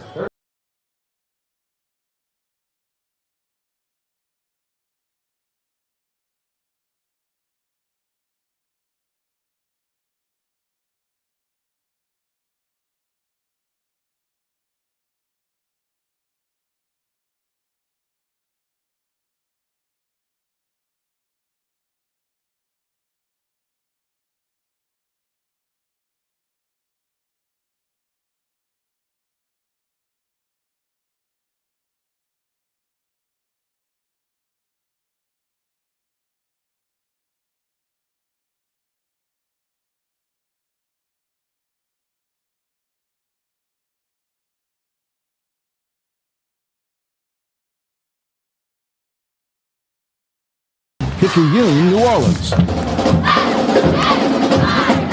13-0 De La Salle over Booker T. Washington. 1:59 to play in the first half. 29-yard touchdown pass to Arsenault to Wills. Caps a nice drive for De La Salle. Took 9 plays. They covered 79 yards. Here's the kickoff. It is high, it is short, and it is fielded. No fair catch at the 30 and tackled immediately was Nazia Price. And it's interesting that the 2 kickoffs De La Salle has had tonight, one was a squib, and then that was kind of a sky kick. And look, I don't think your kicker is able to put it in the end zone for touchback, so you're trying to figure out what's the best way to go about it going forward? And look, that's something in the playoffs that you're going to have to be wary of, is a situation where, you know, you're going to give the team you're playing pretty good field position. That's exactly what Booker T. Washington has had all night. They've just been unable to capitalize, and credit the De La Salle defense for stuffing them. But either way, they're going to get it again pretty decent, but not a whole lot of time left in the half. Well, they just haven't been able to sustain anything. They've had a couple of plays, one on a fake punt, one other that they broke on a pass play, but that's been it. 31-yard line, 1:52 to play in the half. On first down, Washington takes the snap. Washington against the blitz again is going down. From the outside, coming clean, Dominique McGill, the sophomore, rakes him down. 4th sack of the game for De La Salle. Yeah, and they are just bringing the pressure on every play, it seems like. And look, and there's another lineman hurt for Booker T, but I think it's interesting to see kind of like, you know, Coach Jacular, like we talked about, Ken, he's so good at dialing up his defenses and calling blitzes. And this is a situation where if Booker T is going to get points before the half, they almost feel like they have to throw it, and De La Salle knows it. So what they're going to do is they're going to blitz, and they're going to bring outside pressure, and that's exactly what they've been able to do the last few plays, and sack them for losses. And we'll see if V.K. Jones can line up Coach Jarrett for a couple of questions at halftime as well. You can get him in position to do just that. So that's 4 sacks now already and counting. And as I mentioned, numerous pressures. Yeah. And it's worked extremely well for the Cavaliers. That's the quarterback for Booker T who went down? Well, I think that's number 10. Yeah, and Washington. And look, it's a gang tackle there, and it almost looked like somebody hit him high, somebody hit him low, and that's a bad spot. He's still on the field, but he's hurting. He's bent over, trying to shake it off. So that's a injury timeout. De La Salle still has 2, and if they continue to try to pass it, De La Salle might get the ball back with some time. But no doubt. Washington with the timeout can stay on the field here, as he does, on what will be a second and, let's see, 16 yards to go. At the 25-yard line. You mark it at the 24, so second and 17. Loss of 7 on the sack. Washington's got to think about some quick throws here with the pressure that De La Salle's getting. And a depleted offensive line. No doubt. Barnes in the backfield has been no factor thus far. Snap it, looks to throw quick, exactly what we're talking about, but the knee was on the ground. He cannot advance that. He got up and started running for good yards, but once your knee touches the ground, you're down, and that is the case with Malik Thiel. And that's, it's a pass where that's a timeout for De La Salle. Smart timeout, yeah. Yeah, and look, you've got 1 minute and 23 seconds. It's now 3rd and long. You feel like if you can get a stop here. Now, if you're Booker T, do you run it to make De La Salle use that last timeout? Or do you chance throwing it and keep the timeout? So it'll be interesting. But either way, I think Coach Jarrett, he'd love to keep the momentum here, try to get the ball back and get more points to end the half. And Booker T will get it to start the second half. So I think you're thinking if you can steal a possession right here and maybe put this first half, a little bit further out of reach to start the second, that's exactly what you would want. Yeah, that would certainly change this game dramatically. Yep. A 2-score game is one thing. That's doable for sure. Right. 3-score game changes everything. And then that's the thing about it. I mean, neither one of these teams have showed any quit this season. Like you talked about, Ken, earlier, the close games that Booker T. Washington has played, that they've been in a lot of them. So I don't think you're going to see that no matter what. But either way, it would be very advantageous of De La Salle to get a possession right here at the end of the half and more points. So here's a 3rd down and 18 yards to go on the loss of 1 on the previous completion. Snap it, wants to throw a screen. He does to Barnes. He got a block at the 25, 30. Barnes in space to the 35, but short of the first down at about the 37-yard line. The first time they've been able to get him the ball in space tonight. And you can see he's dangerous when he gets the football in his hands in space. But now another player is down. This is a De La Salle player. Yeah, that's Matthew Beatty, the safety who went down on the tackle. But, man, I think they missed a hold in the top of the screen right there on McGill. It looked like he was almost horse-collared and pulled back a bit. They missed the call, and nice gain for Barnes. And, that's something that we've been kind of waiting for is Barnes in space and his ability. And they list him, at about 195. Yeah, I don't know about that. He's a big back, and he's going to be fun to watch on the next level. But either way, here's a decision right here. 4th and 5. I don't know if you roll the dice here, if you're Booker T. Washington, and try to pick up the first down or not. Yeah, it's 4th and 4, and I just don't think they can afford to do that and give De La Salle the short field with time remaining and with timeouts remaining. And Beatty's up, moving okay. It looked like he's holding maybe his side, like he might have got hit, wind knocked out of him, one of the two, but it looks like they're going to punt the football. Yeah, I think it's the right move. I saw Coach Jackalar just check Beatty out, and he kind of looked over at Graham and shook his head yes. Yeah. So I think that was a positive sign. Banks comes on late. So they get their receiver back. They got 11. So I thought that might have been too many for De La Salle.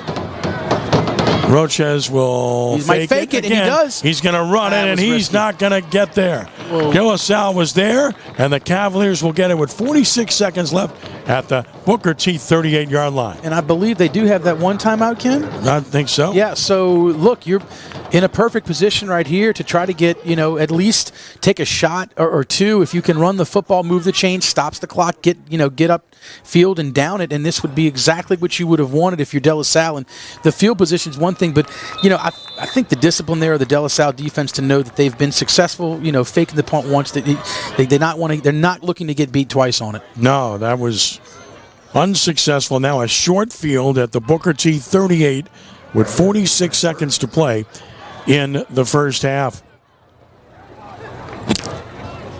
Cavaliers operate.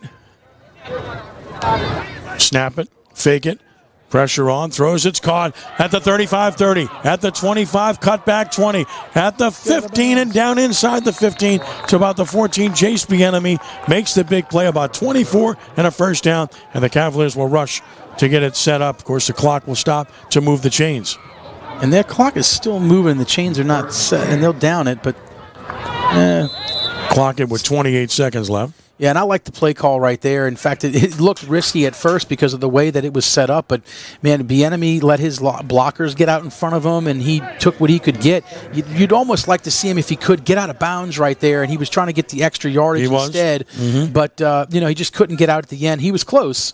But now with 28 seconds, no timeouts, running the football here is pretty risky. So I think what you're going to, unless you try to get PJ to the outside or one of the two on a toss sweep, or a jet sweep potentially, or something along those lines. But either way, you have a shot at the end zone here if you want it.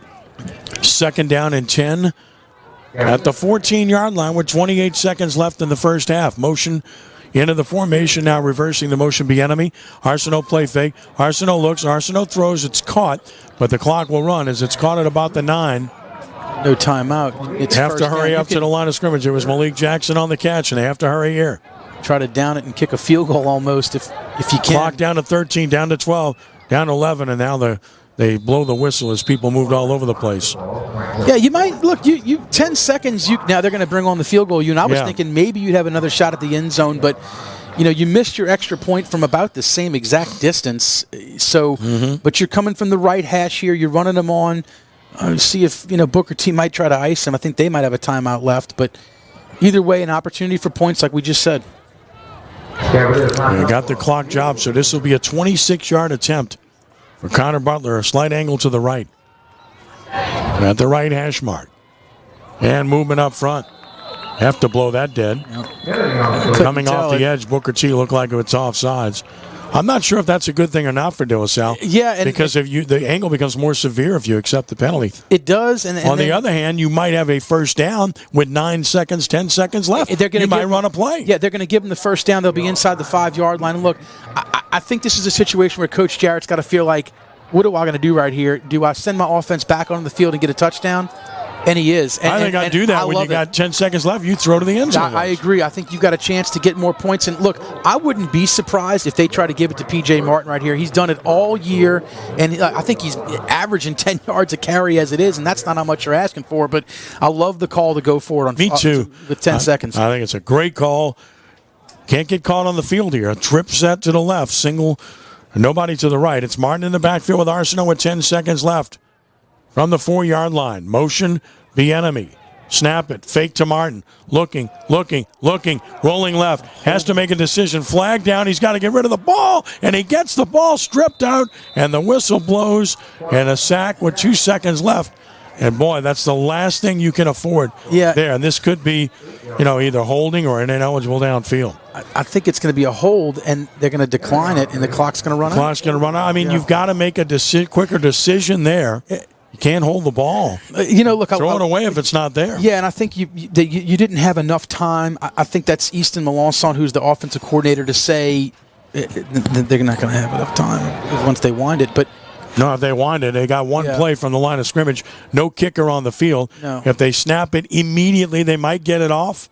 Or down it with one. Mm-hmm. But they are taking the penalty because they're backing them up. Oh, no, that's the penalty because it would have been less than that. But yeah, it's 10 yards to the 19. And there's the snap, and they clock it with 1 second left. Now, okay. So now you get one play. What do you do? And look, like I said, I think if you're De La Salle and you had a timeout there to tell Arsenault, like, look, if it's not there, you got to get rid of it. You got to give yourself some time to try to throw it away and get your offense. I mean, your special teams on the field to try a field goal. So here, they're going to go for the end zone. I don't know if Connor Butler is able to. This would have been about a 37-yard field goal attempt. So they're going to keep the offense on the field and try to throw one into the end zone.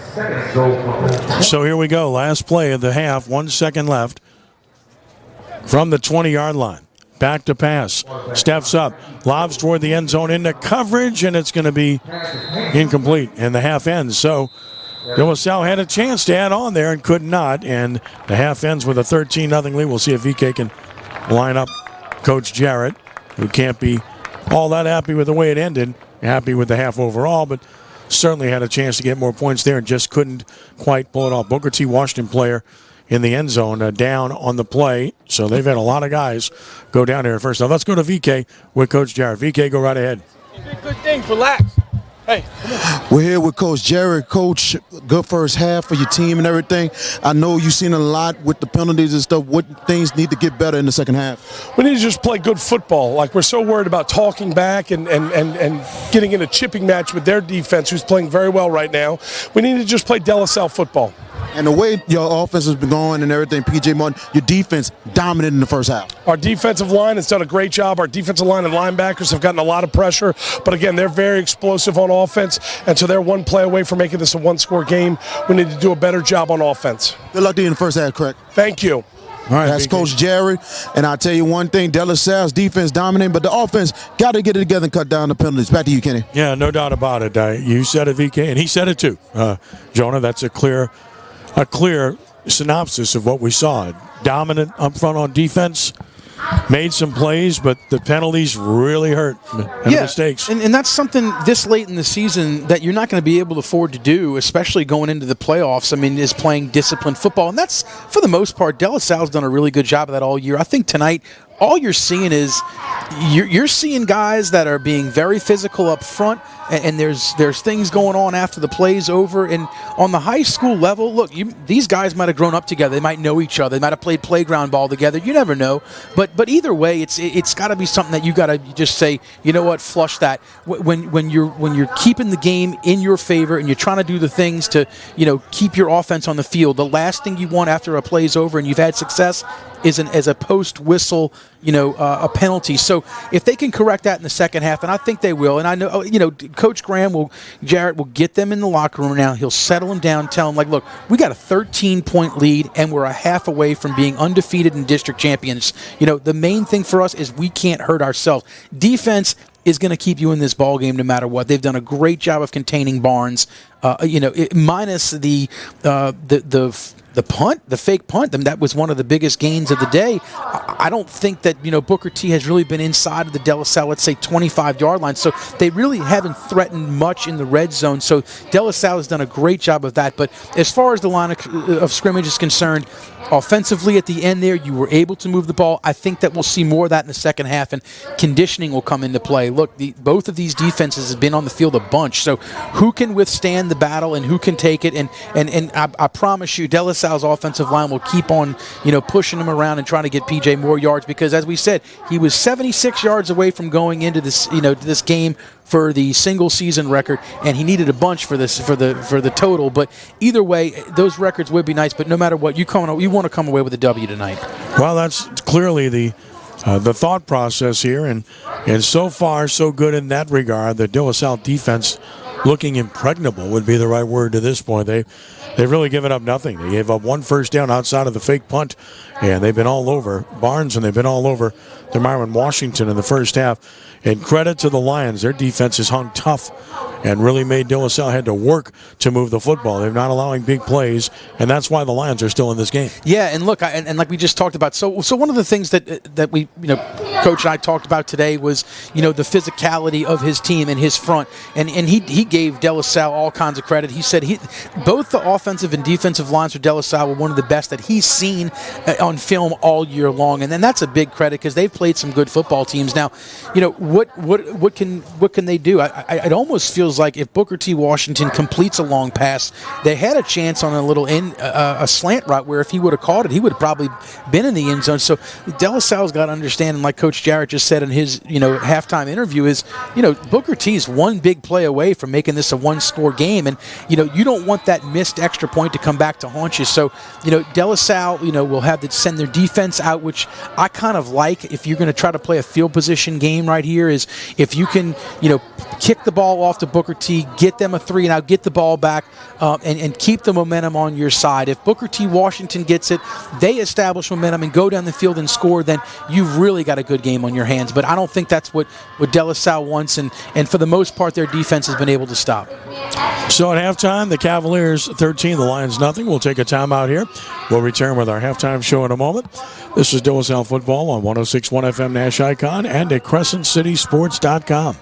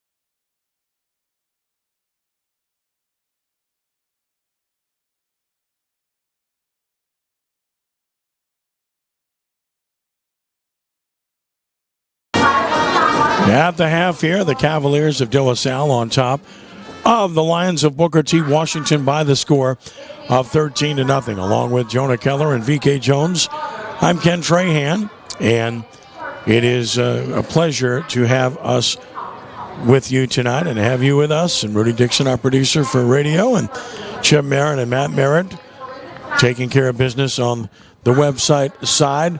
We have some graphics to look at that we can show you and talk to you about with regard to playoffs, and we're going to do that in a couple of minutes because there are a lot of scenarios, but we can talk about that off the top right here, Jonah, because as you look at things right now, and we've studied these brackets very carefully, you're looking at Division II Select is what you're looking at with regard to these two teams tonight, De La Salle and Booker T. Washington. So, as you look at those brackets and you look at Division II Select, you look at where these teams would fall right now. And as far as De La Salle is concerned, as VK mentioned earlier, if the season ended today, De La Salle would end up in the third spot in Division II on the Select side. And that's an enviable spot. It isn't the top spot, but it's an enviable spot in a very good division because here's the way it stands right now. And it's close. For the first 4 spots are really tight as you look at the numbers. Turlings Catholic would be in the 1 spot at 8-1, but St. Thomas More can clearly pass them if they defeat Lafayette Christian tomorrow night because LCA is right there too. So I think, I don't know that St. Thomas More will beat Lafayette Christian. I think they have a good chance, but I don't know that they will. If they do, then STM would be the top seed. Turlings Catholic will likely win this weekend against North Vermilion, and they would be, in all likelihood, the 2nd seed with De La Salle 3rd, and then a very good E.D. White Catholic team 4th that was in a state championship game a year ago. And then, of course, there's Lafayette Christian, who's a dominant program, 4 straight state titles, and then made the finals and lost in an upset last year. And by the way, John F. Kennedy out of New Orleans, a big shout-out to Linares Elpage and the job he's done with the Cougars. He's got them in a great place right now in the 6th spot. And then don't forget about that team in the 7th slot, Madison Prep. That's a really good football team, a team that beat U-High this year. So anybody beats U-High, that gets your attention in a big way. And then a couple of local teams to look at. The Archbishop Shaw Eagles, who have really come on strong under the legendary coach Hank Tierney. They're at 7-2 now. They lost early on to good teams. They lost to St. Charles Catholic and Archbishop Brummel, and since then they've turned it on, ripped off 6 in a row. Livingston Collegiate, another good job locally in the 9th spot. St. Louis Catholic 10, and McDonough 35 is right there at 11 with Kenner Discovery 12. So you look at this class, and you don't want to slight anybody, Jonah, but boy, you look at it's top heavy. Yep. And that's no knock on the other teams I just mentioned. But when you're talking about Turlings Catholic, St. Thomas More, De La Salle, E.D. White, Madison Prep, and Lafayette Christian, those are 6 powerful football teams. And teams that De La Salle has faced in the playoffs, it feels like every year. If last year, they got not a great seeding because of the losses that they had to take, because of the issues with the LHSAA and the sanctions put on them. So they had to go to Turlings, and they put it on them. I want to say that I think they won like 34-6. So that was a big win. And look, you don't think Turlings remembers that?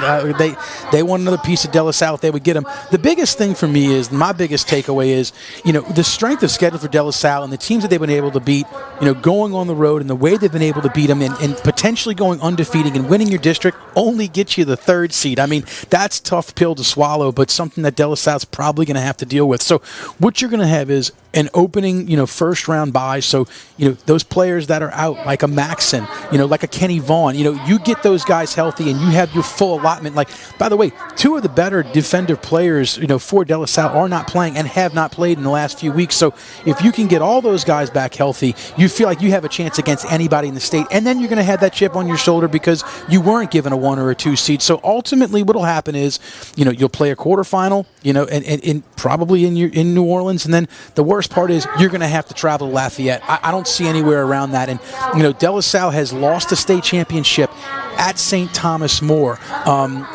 They've had a difficult time against them. They've been able to beat E.D. White in the playoffs. They've been able to beat Turlings, but ultimately, St. Thomas More has kind of been in the Thornton and De La Salle side. So I think you look at that and you think to yourself, no matter what happens, if I do what I need to do, I'm going to end up playing a semifinal game for a chance to play in the Superdome against somebody from Lafayette.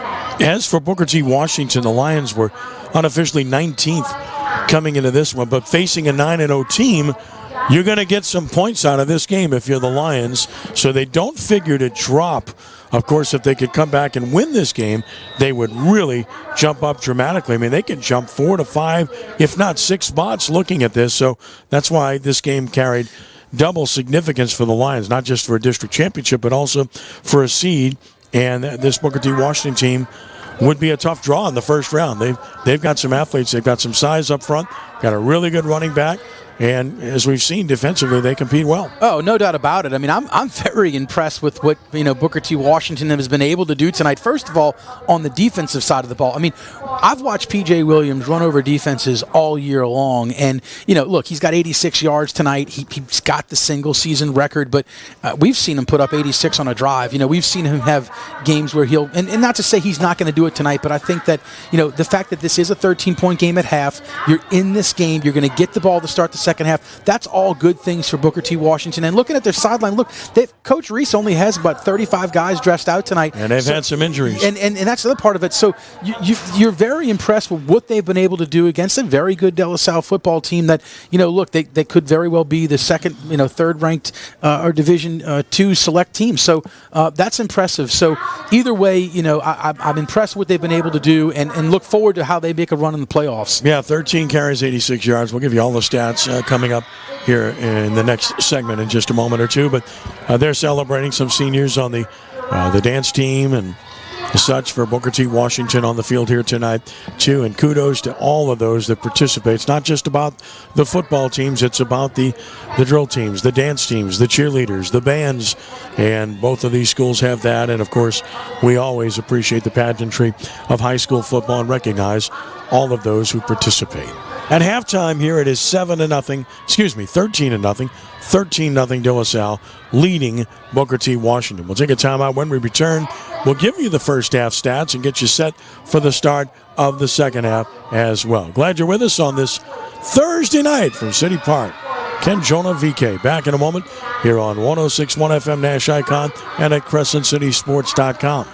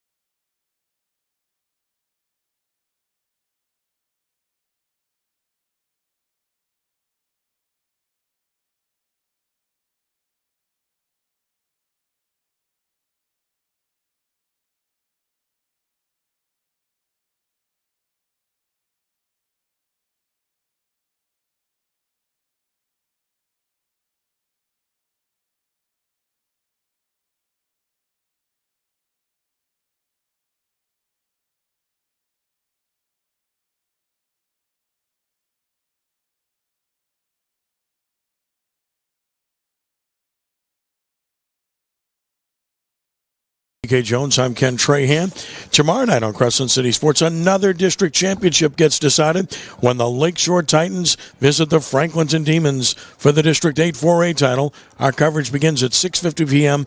with a kickoff at 7. That's tomorrow night, Lakeshore and Franklinton, live, as always, free on Crescent City Sports. Lenny Van Gilder and Coach Wade Kaiser will have the call from Franklinton tomorrow night. Looking forward to that. Should be another good game. Two very good coaches there for sure. Brett Indesta, state championship coach at Lakeshore, and, of course, Guy LeCompte, terrific coach at Franklinton. Should be a really good matchup tomorrow night. The Gridiron Club is the official booster club of De La Salle football. Come be a part of the action by joining in support of the Cavalier football team. For more information to join, contact Gridiron Club President, Mr. Jonah Keller here. Class of 98 at Gridiron at DeLaSalleNOLA.com. And come join us and experience life as a Cavalier by registering today for Spend a Day. For more information, visit DeLaSalleNOLA.com/admissions. And De La Salle High School is pleased to announce its sports medicine partnership with Children's Hospital, a proud member of the LCMC Health Network. Children's Hospital provides a full-time athletic trainer to the school and helps keep student-athletes safe. All right, some first-half numbers for you. First downs, De La Salle with 12, Booker T. Washington with 2. Penalties, De La Salle 5 for 65 yards, Booker T. Washington with 4 for 20 yards. Sacks, De La Salle has 4, none for the Lions. No turnovers in the first half. Rushing yards, De La Salle 116, Booker T. Washington just 5. Passing yards, Cavaliers have 143, Lions with 26, so the total yards reflect dominance. 259 for De La Salle, 31 for Booker T. Well, you hear those numbers, you would think it would be a bigger lead for the Cavaliers, but not the case. Yeah, I mean, look, the drive-killing, penalties have been the kind of the thorn in the side of De La Salle, all night. And like I said, I think that's something that Coach Jarrett is going to address, or has addressed at halftime. Is, look, guys, you've got the lead, you've got the momentum, stay with it. Let's not, do anything stupid here to shoot ourselves in the foot, and we're going to be district champs. It's as simple as that. The way the defense has been able to, stuff Barnes tonight and put a ton of pressure on the quarterback, if they can keep doing that in the second half and come out in the second half, and keep that momentum, this should be their game. Well, you look at the individual numbers in the first half. For De La Salle, P.J. Martin, 13 carries, 86 yards, and a touchdown. Jeremiah Wills, 4 carries for 27 yards. Jason Banks, 1 carry for 3 yards. Evan Arsenault is 7 of 13 for 143 yards and a touchdown. Of course, a couple of those were spiking the football, so the numbers really not reflective of how good he played, which was good. P.J. Martin has a catch for 12 yards. Jace Bienemy, big time, 2 catches, 76 yards. Jeremiah Wills, 2 catches, 34 yards, and a score. And Malik Jackson, 2 catches for 21 yards for the Cavaliers. For Booker T. Washington, Arnold Barnes, that's the big story. 5 carries, -1 yard in the first half. And Demyron Washington, the quarterback, with 6 for -14 yards with the sacks. And Orban Rocha has 2 carries, 20 yards. He had the 19-yard run on the fake punt for one of their 2 first downs. Demyron Washington is 3 of 7 for 26 yards passing. Arnold Barnes, 1 catch for 14 yards. D'Amico Barnes, 1 catch for 13 yards. And Malik Thiel, 1 catch for -1 yard. Those are the numbers leading you into the second half. Coming up shortly here with De La Salle on top of Booker T. Washington by the score of 13-0. Cavaliers got the ball first, so they'll kick it off to start the second half. And I got to believe that the Cavaliers and Coach Jackalar will stick with the theme. They'll continue to press the line of scrimmage and pressure Booker T. Washington. It's worked very well. Yeah, you just continue to blitz, and you just continue to be disruptive. And, if you can do that and make the quarterback, if you don't give him any time to throw the ball, then you won't be successful. But, Ken, one thing you talked about earlier was Evan Arsenault and his ability to get the ball downfield. And, look, this is a young sophomore quarterback who really hadn't had his first start until a few weeks ago, and he played the entire game. And that's because senior Mark Dix went down. And seemed like what De La Salle liked to do is they'd go series for series where you'd have Arsenault in one, Dix in one. So that has gone completely away. And Dix is healthy again, but I feel like, look, if Arsenault has gotten you this far and has kept that, perfect record going, you stick with him. And he's showed the ability that he's growing up, kind of before our eyes with making some smart decisions. Now, he didn't make the best one to end the half, but that's a learning, situation right there where he's got to understand there's 10 seconds seconds and no timeouts. If it's not there, you got to throw it away. You can't take a sack. You got to give your team a chance to come back out on the field and kick a field goal, which they didn't. But either way, look, I think that the more experience he gets, the better he gets each week. And I like the way he's been able to come out tonight and be successful throwing the football. So the Cavaliers back on the sideline, ready to go here in the second half. As mentioned, the LaSalle will kick it off. Booker T. Washington gathered in the end zone. I guess the biggest concern for the Lions would be some of those injuries that took place in the first half. And again, the numbers become an issue for them. And we'll see who's able to play here in the second half as compared to what we saw previously. And it doesn't look like they have anybody on the sideline, pads off with the jersey on. So it doesn't look like any of the injuries were able to actually remove them from the game. So for the most part, it looks like they're going to come back with the same lineups as they did in the first half. But what'll be interesting for me is to see how does De La Salle approach this second half kickoff. Are they going to do the pooch kick where they pop it up in the air and try to just get their guys around it? Do they try to squib it down the middle? Either way, it looks like Booker T is going to end up with pretty decent field position. But like we talked about in the first half, this is something that in the playoffs going forward that you're going to just give teams that that positive field position that you don't always want to do. So if they can try to see how to contain that, they will. But it'll be interesting to see how they start the second half kickoff.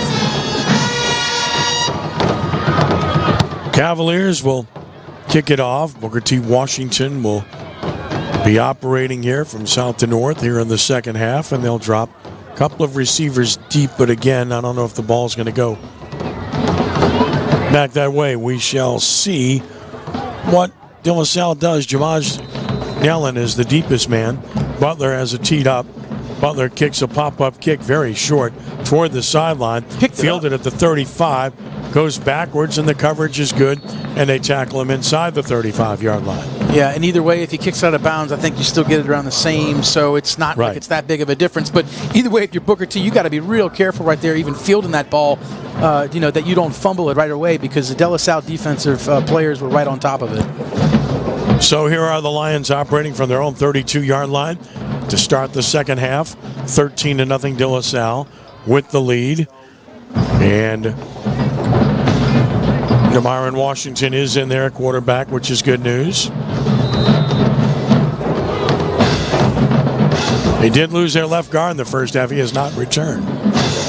On first down, movement again up front. Before we get a playoff, they blow the whistle. And I don't, is there a I don't see a flag. No, I think maybe the clock wasn't set because, it looks like they're going to rewind it. Yeah, Damon Verrett left in the first half injured, the left guard, replaced by Frederick Brooks, and Brooks is still in there for Booker T. Washington, a left guard. So it's 1st and 10 at the 32. Here comes the blitz. Pitch play right. Barnes to the short side, has room. Crosses the 35 and goes out of bounds near the 39-yard line. So they went short side away from the blitz. Good call. Nice adjustment offensively and a gain of 7. Yeah, and they went short side of the field too, and that's going to be Michael Thomas to run him out of bounds. But look, he's got contained right there, and Barnes does a really good job of getting to the edge and picking up positive yards. 2nd down and 3. That's the best running play he's had in the game. 3 receivers left, a single right, wide side, left side of the field. Snap it, give it to Barnes. Barnes shook one, good stiff arm. 1st down and more across the 45. Well, now we're getting to see Arnold Barnes. That's a powerful young man as he gets to the 47, a gain of 8 in the 1st down. Yeah, and you called it. That's a great stiff arm right there. And look, Poche kind of rides him down, and he's picking up positive yards. And that's something we've kind of been expecting to see, but we didn't in the first half. But De La Salle's defense getting pushed back on this first drive. So 2 good runs by Barnes of 7 and 8 yards and a 1st down here for Booker T at the 47-yard line. Snap it and throw it, caught. 45-40, 1st down. Quick throw, took a big hit and got it out there nonetheless. Complete to Eric Alphonse, and a 1st down to the De La Salle 35. Beautifully done, and that is a gain of 18. Yeah, and that was impressive. McGill looks like he may have even been offsides. He got off the ball so fast, but he was right in the face of Washington and stood up and threw a strike for a nice gain. Made the first guy miss and picked up a 1st down. Good drive here to the De La Salle 35. Washington in shotgun. Takes the snap. Wants to run the option. He's in deep trouble. He's just going to throw the ball out of bounds. That's a smart play. That's supposed to be an option play.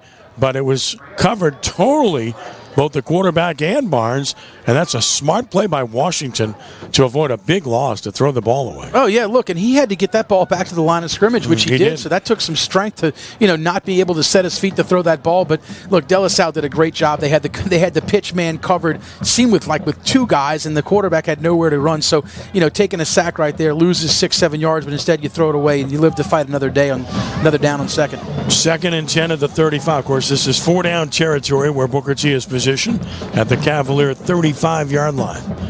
Again, with 3 receivers to the right and a single to the left. Blitz coming. Washington fakes. Washington throws down the middle, incomplete.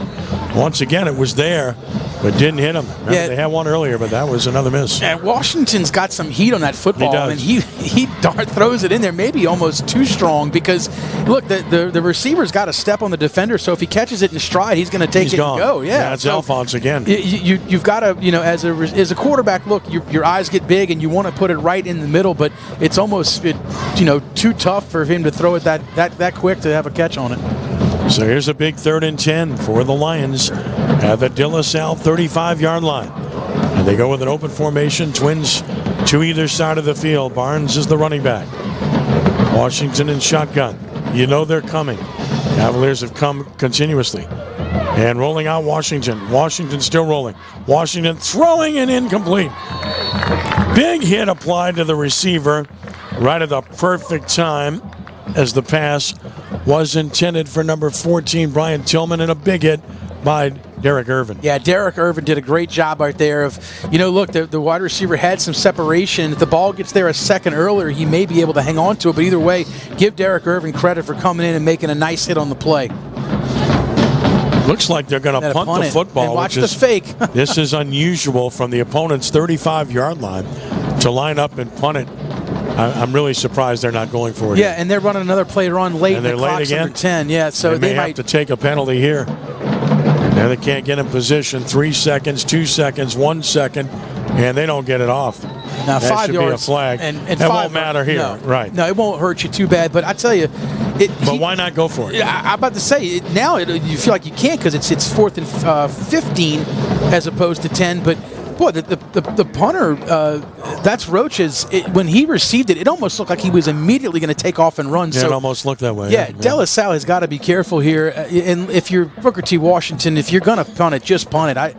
I'd be surprised if they fake it here this long. We'll check in with VK here after the change of possessions. There's a short punt. That's going to bounce in the middle of the 25 and roll down to the 22. So it turns out to be an 18-yard punt. And De La Salle gets the ball with 10:26 to play in the third. At its own 22-yard line, they get a stop. Let's check in with VK Jones on the sideline. VK, take it away. Well, so far right now, De La Salle's defense continuing to make plays and everything. Booker T's moving the football pretty good in the second half, but Damian Washington has really got to connect on his passes and everything, because they're really eyeing on Barnes. But at the same time, the De La Salle offense, now they go on the field, they just got to cut down on the penalties, and they just got to continue to execute, especially running the ball with P.J. Martin and throwing the ball as well. All right. And hopefully they can just keep it Martin. going. So back to you, Kenny. VK. He breaks it. Martin is in the clear. Martin's going to run away. Martin's going to score. Touchdown, P.J. Martin. It took one play. He goes 78 yards, and just like that, De La Salle has increased the lead to 19-0. Well, he got a little space, but what impresses you is that when he got and broke the line of scrimmage, he outran the defense. So if you question this young man's speed, you're missing something. We know his toughness. He's all that. Tell us what you saw there. Man. Yeah, so what he does is, like we talked about, he kind of waits for that hole to open, and when he hits it, he's gone. And that's what I think the big home run threat is of P.J. Martin, is once he gets past that first initial wave of linebackers and linemen, the secondary, if he can get past them, they're not going to catch him in the open field. And that's what he's done and been able to do all year. Butler for the extra point attempt.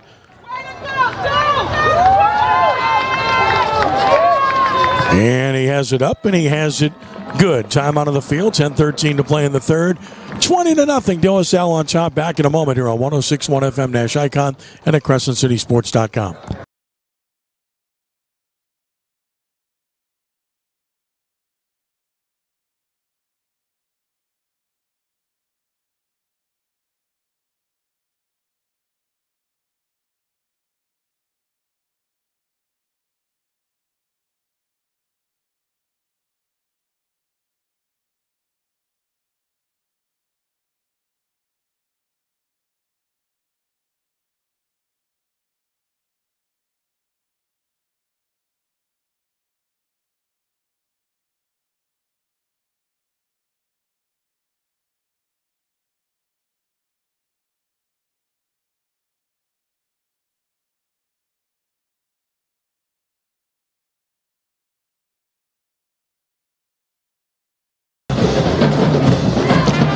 Here's the kickoff to about the 28-yard line and return for about 4 yards to the 32-yard line. It took just one play for the Cavaliers and P.J. Martin to increase the lead as he broke it. And I mean, once he broke it, he wasn't going to be caught.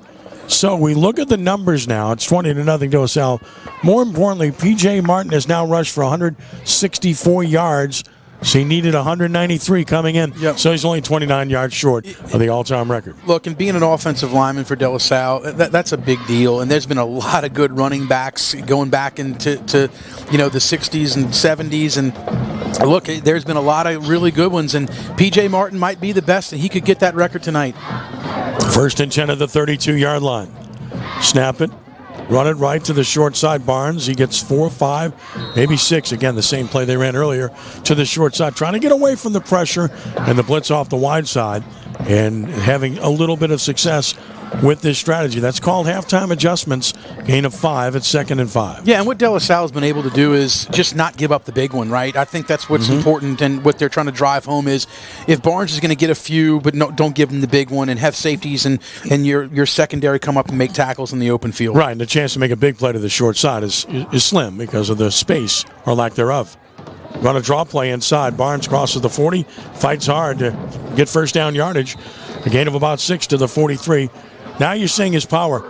Before he wasn't able to get even started because he was getting hit immediately, but now you get him a chance to get into the line of scrimmage. Yeah. He can make some plays. And look, it's great that you just had a huge run right there, but the defense comes off the field for a minute or two and has to come right back. So the defense is playing a little winded right now, so you're seeing that on this drive. 1st and 10 at the 43-yard line. Washington, they want to keep feeding Barnes as much as they can. Snap it, wants to throw a quick one here. That's caught up around the 49. And tackled there on the reception is Brian Tillman Jr. Yep, and that's the Derek Irvin on the end right there, making a nice solo outside tackle. And what happens when you keep bringing this many guys, if you're De La Salle, when you're putting 7, 8 in the box and you're blitzing safeties, you're basically leaving your corners on an island. You're telling them you're the last line of defense. You've got to make open field tackles, and De La Salle's been able to do that. To the 49 at 2nd and 4. And De La Salle jumps. They want to get back there and blitz, and of course, that's going to cost them 5, and that'll be a first down. Nausea Price, by the way, is a running back. Yeah, that's McGill, and he's so quick off the line, and he's going to get caught every once in a while doing that, kind of peeking in and listening to the count, and give BTW some credit right there for holding their water and getting that easy 5 yards. Yeah, gain to the De La Salle 46 on the penalty. Another first down for the Lions at the 46-yard line. With 8:15 and counting third quarter, 20-0 Cavaliers on top. Wide side, left side of the field. Snap it, fake it, throw it in the flat. That's caught. Cut back at the 45. Shook one tackle, but good pursuit by the Cavaliers will limit the reception. A very short gain of maybe a yard. That's D'Amico Barnes. Yeah, and he's got to be quick right there in his release because there's, white shirts coming through right off the bat, and he's able to sling it to the outside, but then, credit De La Salle's defense for swarming to the football and getting hats on it and making open field tackles. 2-yard gain, 2nd and 8. At the 44 of the Cavaliers. They go with the trip set right and a single receiver to the left. Snap it, rolling right, Washington. Looking, steps up, broke a tackle, runs it at the 45-40. He's at the 35-30, 25-20, 50, 10, 5, and he will score! No flags on the play. Touchdown, Washington. 44 yards, and the Lions are back in it. That was an unbelievable run. He made 4 or 5 guys miss right there. In fact, you thought for a minute it might have been a loss on the play, but, credit Washington. He's a very good quarterback who, look, he put this team on his shoulders a few times this year, and he was able to do it again. But he's rolling right side. He's, he goes through 2, 3, 4 guys, and then at the end he evades in one more to get him in the end zone to put him on the board for the first time tonight. Huge run. They had Barnes protecting him, by the way. He stayed in the block, and it helped Orban Roches to try the extra point. And now they get a timeout. Boy, that's not something they want to burn in that situation. Now they're down to 2, and Down 13 in the third quarter. That's not what you want to do. Yeah, when you're chasing that extra point, Ken, I think that's what the whole point of this is you got 6. Let's not make it, you want to get 7. So you'd only be down by 13, and that's big because De La Salle's already missed their extra point. So you feel like if you're going to be in this game, you got to get it right. But what we've seen tonight out of Booker T. Washington is some inconsistency on special teams as far as getting guys on and off the field. Look, they don't have a ton on the sideline, so it's not like they have guys specifically for each individual special team. So when you got an offensive lineman who may have been hurt on a previous drive, who's usually on your extra point field goal team who's hurt, and you're scrambling a sophomore on who's not paying attention, that's difficult. But it's a numbers game in high school. And when you're at a school that only has dresses 35, that's the problem you have. And they've had these problems all night long with numbers in terms of the kick game all night long. Yep, so. And they've had to burn a few timeouts now to correct the problem. But, going forward, if that's going to continue to be an issue, that's something that they're going to have to battle the rest of the night. Roches will come on to try the extra point. They're down to 2 timeouts.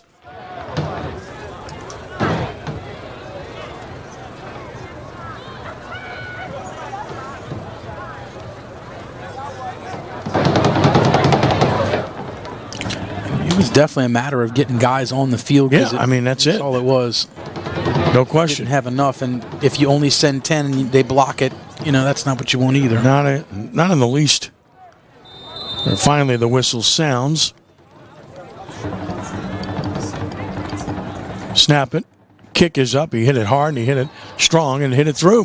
7:17 to play in the third quarter. We got a ball game. It's De La Salle 20, Booker T. Washington 7.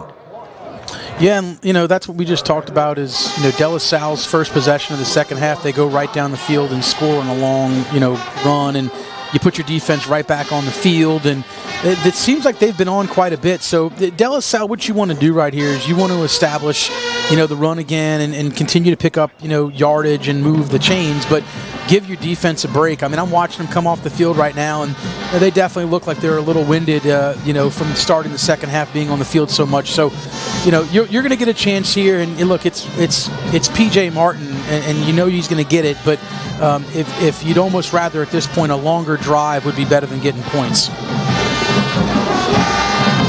Or getting points right off the bat, I should say, is keeping your defense a little more rested if you can.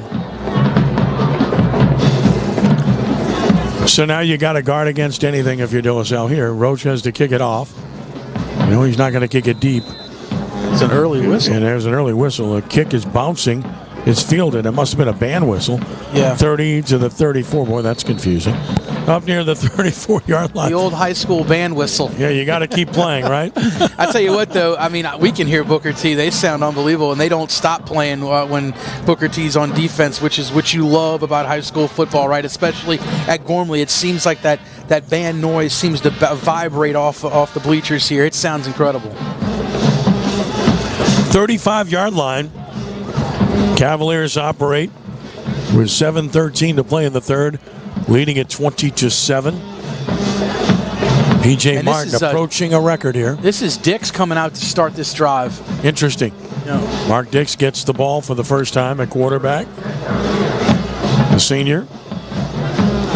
Wills and Martin in the backfield. They almost always run it with Dix in the game. They're running Wills to the right. He's got blocking. 40, 45, 50, 45, 40, 35, 30, 25, 20. Cut back and tackled at the 15-yard line.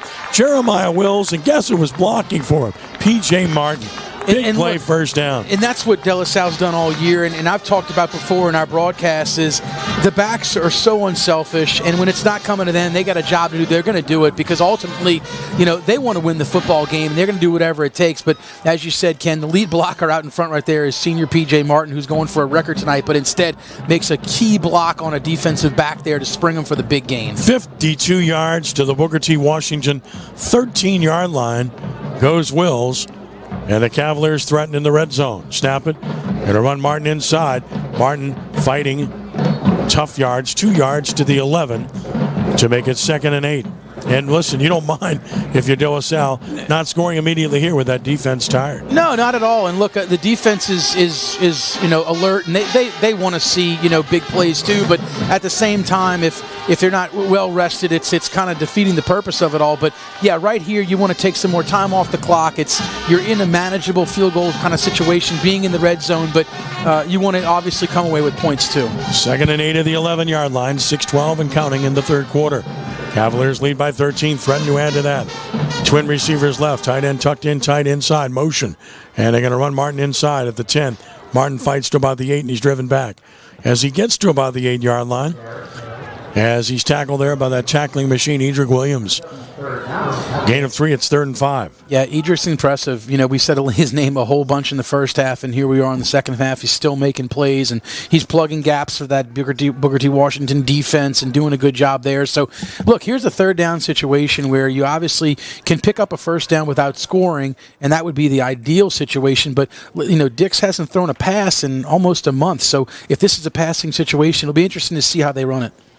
All right, here we go, 3rd and 5 for De La Salle at the 8-yard line.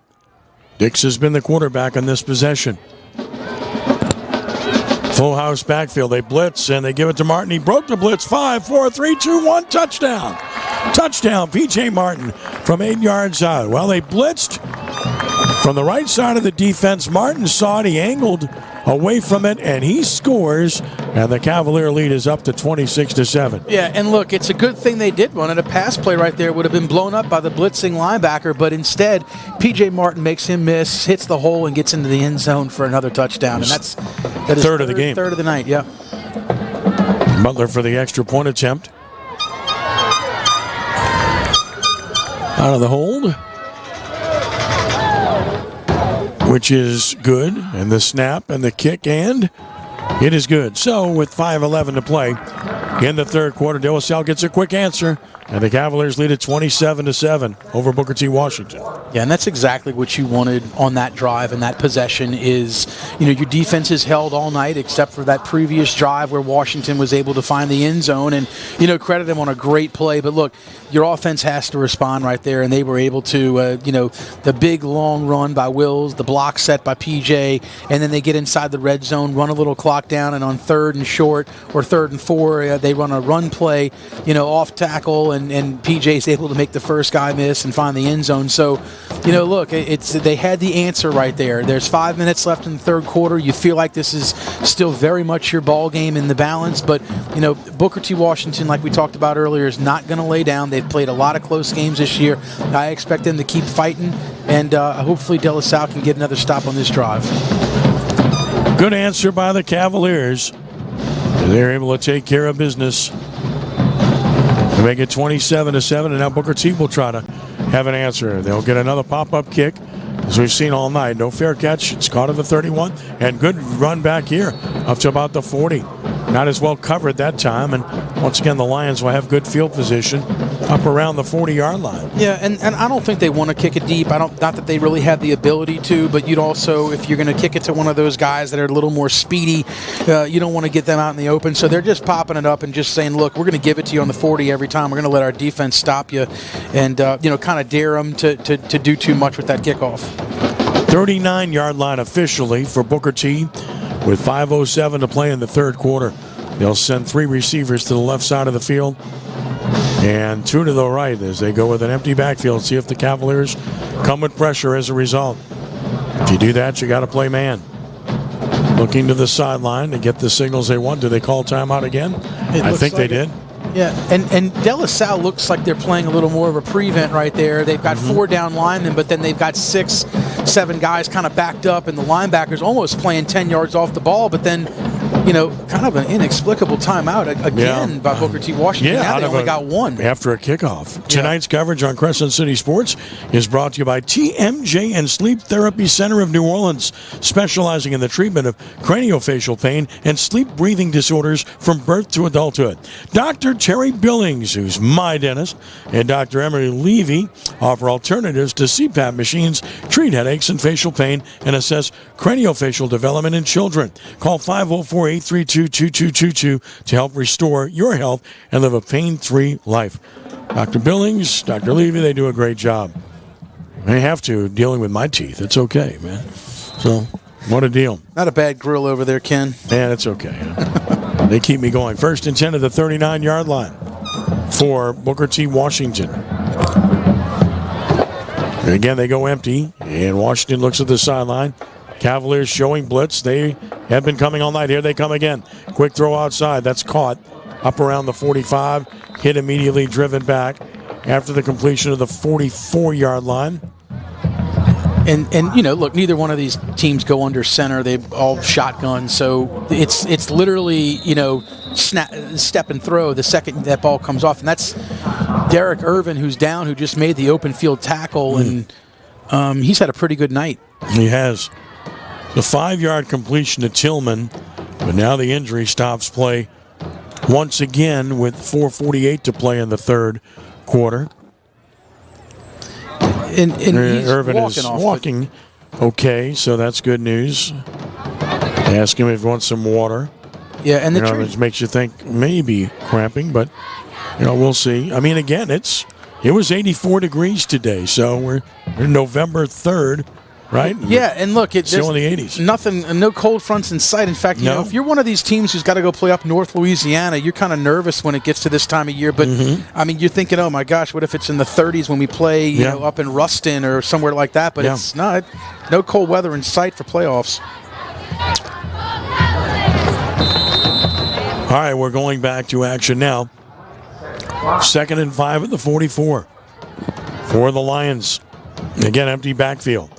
Blitz coming. Washington looks. Washington throws. It's intercepted at the 45-50, 45-40. Beatty back all the way down to the 35-yard line with a 20-yard return. Big interception for Beatty, who's had a really good game. And the Cavaliers are in business once again. Yeah, he read it perfectly there. The Beatty just kind of waited and played center field and, just waited for that ball to come to him and credit him for making the catch and the nice return. But, look, when De La Salle's bringing that defense, the quarterback, Washington, doesn't have a whole lot of time to, find his receiver. So when he's just got to let it go right there and kind of trust that his receiver's going to be in the right position. And actually, if he throws it a little bit deeper, his guy did have a step. But credit Beatty for coming up and making a nice play. He did indeed. He's had a really good game. Here tonight, the Cavaliers operate at the Lions' 35-yard line with 4:30 to play in the third quarter. Already up by 20, looking to add to that here. Wide side, right side of the field. Arsenault back in at quarterback. Takes the snap, run right, Wills. He gets a block from Martin. Big block, 30, 25-20, 15-10. He's down to the 6-yard line. 1st and goal, Wills. 29 yards and another brutal lead block by P.J. Martin. And that's the same exact play formation that they lined up in on the last drive where they're trying to get that, trap play to bounce to the outside, and that's what Wills does. And P.J. Martin just blows up the linebacker, to really give him the extra yardage there on the run. And look, when Jeremiah, he's got the speed too on the outside, and he hits it right there for another big gain. Well, he's over 100 yards now. So 2 running backs over 100. Wills, 6 carries, 108 yards for the Cavaliers. And Martin is at 177 as we speak, and as we talked about earlier, he needs 193, so he's 16 away. Won't get that here, but he's already got 3 touchdowns. Is this number 4? He motions out. They're going to run it instead to the right and shaking one tackle and diving inside the 5 down about the 4. Looked like Banks. Yeah, and it was Banks, and he hadn't got a whole lot of opportunities tonight to carry the football, but when he does, he usually hits it hard. Look, he's the bigger of the 3 backs, so that's the 3-headed monster De La Salle likes to use, and they're trying to get him involved. And look, you're going to have to. This is your last game of the season to show any kind of film, and you got to be able to show that you have multiple guys that will carry the football at any time or point in the football game, and that's what's happening right now. Gain of 2, 2nd and goal at the 4. De La Salle taking time getting this play in. Banks remains in with Martin in the backfield. Arsenault the quarterback. 2nd and goal from the 4-yard line. Snap it. Going to run Martin left. Martin at the 3, at the 2. Fights his way to about the 1. PJ gets close, but not in. So Martin to the 1. Defensive lineman down for Booker T. Washington. Looks like he's holding his shoulder right there, but yeah, I mean, look, that's power on power right there. You just figured that they're going to run the football inside that red zone area, and that's what PJ does, and he's able to get it down to the 1, where it's a 3rd and goal from the 1-yard line. So again, the injuries, and I think what we're seeing is really starting to wear down the Booker T. Washington front. And De La Salle's so big up front on offense, and they pound on you, and they can have this effect on you eventually, and we're seeing that with the big runs that are breaking now for the Cavaliers. As mentioned, 2 players over 100 yards in the game, and De La Salle approaching 300 yards rushing right now. They're at 293. Yeah, look, you've got 5 seniors that have played together for a long time, and one of the things about being an offensive lineman is 5 guys playing as one, and we've seen that all year long with their ability to push defensive lines around, throughout their district and then some, and teams all over the state. They've been able to do this and kind of impose their will, and that's exactly what they've done again tonight. And here's a 3rd and short situation where you can really put an exclamation point in this football game if you can put it in the end zone right here. Michonne Allen, the injured player, slowly walking off. Hope we get him back. See him back in action for the Lions. So it will be 3rd and goal from the 1-yard line for the Cavaliers. Martin remains the running back. They don't line up under center even in the short yardage situation. Martin, the deep back, blow the whistle, ready to play. Movement up front, though, for Booker T. Washington. Will put it at about the half-yard line. And that might have been the new lineman that just came in the game. Might have been a little too excited right there. That's not going to move the ball much either way. No, it's a penalty for no yards officially because it was at the 1 and it's still at the 1. And that looks, the lineman who was hurt was trying to come back on the field and they came right back off.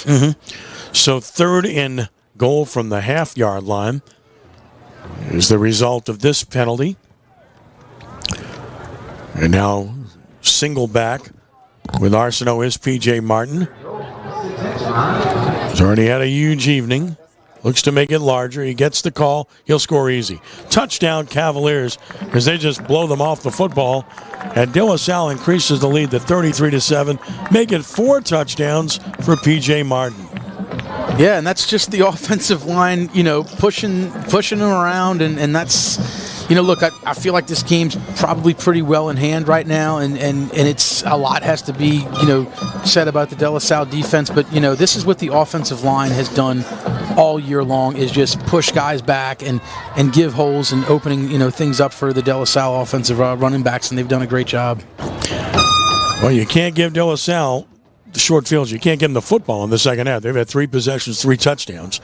Has been totally dominant here in the second half of this game. Butler to try the extra point. Trying to make it 34 here.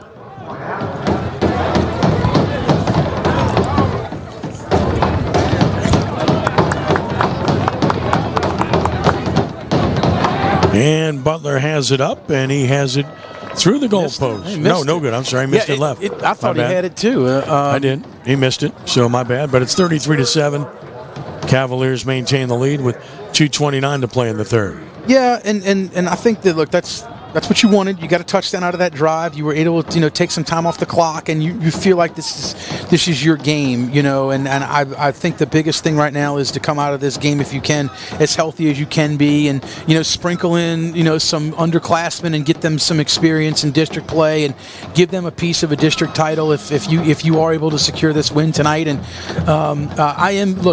we haven't seen the post snap penalties in this half, and I think that's something that Coach Jarrett definitely addressed at halftime. Is like, look, guys, this is our game. We can't shoot ourselves in the foot with stupid penalties after the play and pre-snap penalties, any of that. So you got to play disciplined football and keep the game under control, and they've been able to do that in the second half.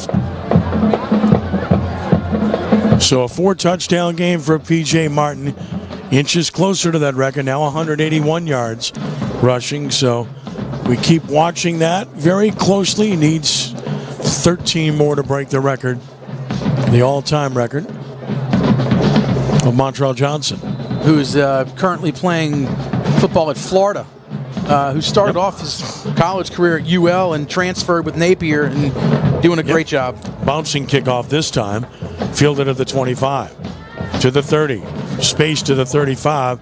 That's Roches. Good return up near the 40.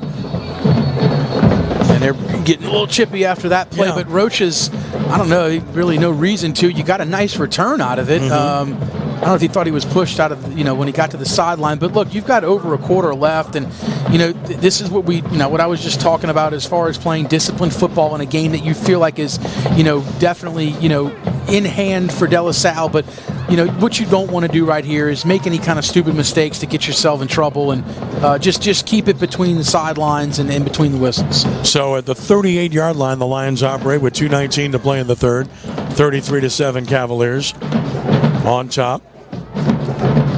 Washington, the quarterback, with Barnes next to him in the backfield. Cavaliers have been blitzing all night. They're going to run Barnes to the short side, which has been their MO in the second half, but he's dragged down this time after a short gain. Well played defensively for the Cavaliers by Jordan Scott.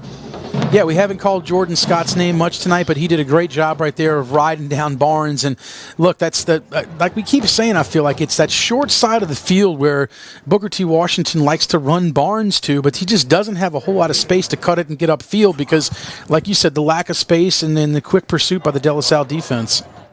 2nd and 8 at the 40. Under 2 minutes to play here in the third quarter. Twin receivers to either side. Here's Washington with the snap. Blitz is on. He throws the quickie, and it is caught and then dropped. Went to the ground, didn't hold on, had it, good throw, but then a hit shook it loose. The pass intended for Eric Alphonse, and Malik Cornelius did a good job defensively. Yeah, look, Malik Cornelius right there. That's a freshman, and he's having to step up like we talked about as far as De La Salle injuries with Kenny Vaughn being out as, your safety and moving guys around. And Cornelius made a great play right there to block it and get him out and keep it to third down here. So 3rd down and 8 at the 40. And they go with the 4 receiver set. 2 to either side of the field. Snap it. Heavy rush. Washington's going to take off. Cuts inside of 1, but he'll be gang tackled by 1, 2, 3, 4, 5 white shirts. And about the 41, he was stood up. Took a big pop. Yeah, that's Jackson Purdue. A lot of. Yeah, after the play. Helmets all are off. All kinds of people knocked down. Yeah. Just walk away, right? Yeah, and I couldn't tell who started it, but either way, now they're going to have to, both teams to each sidelines, they'll get warnings and. No need for that. Don't want to see it under any circumstances on either side. No, and you almost felt like this could happen, but either way, I'm watching Coach Jarrett right now. He's disciplining his guys, and he's got a couple of them that he's trying to settle down and maybe even take out of the game for a little while to get him more relaxed. But, look, that was a play that was stopped, and it's 4th down, and no matter what, you can't, obviously throw punches or anything like that, but you got to be careful here, for both of these teams. No, both these teams are going to play on. Yeah, and the referees are talking about it, so somebody might get ejected here. It's possible. It's a long discussion here, and yeah, it's somebody. There's a referee walking over to each coach. Correct.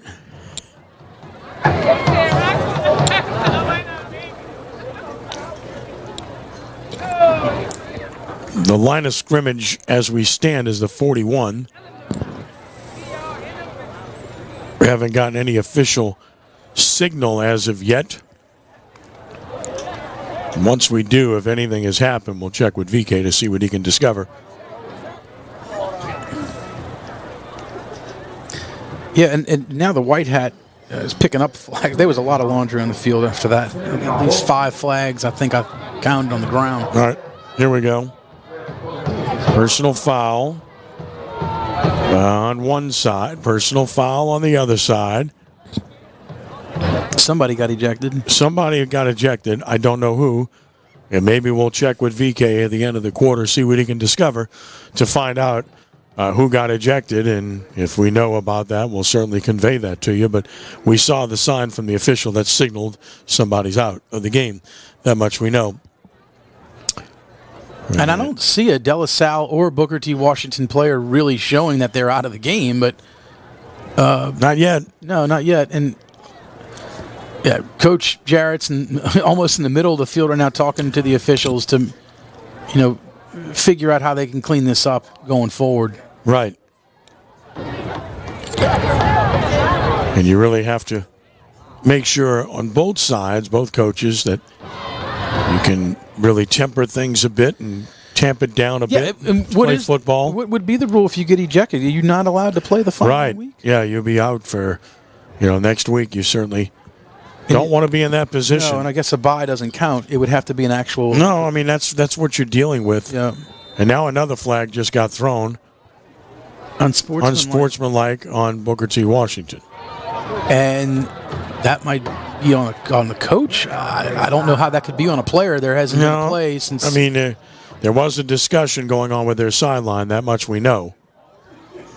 So that'll be 15 against the Lions. So they mark it off to the 26. That's penalty number 7. Or penalty number 7 against Booker T. And that's 40 yards of penalty yardage. And the guys involved, for De La Salle at least, I see them back out on the field, so I don't think it was on their side. Player. Yeah, I don't. Mm-hmm. Yeah, we'll check in with VK at the end of the quarter and try to get some sort of semblance of what transpired there.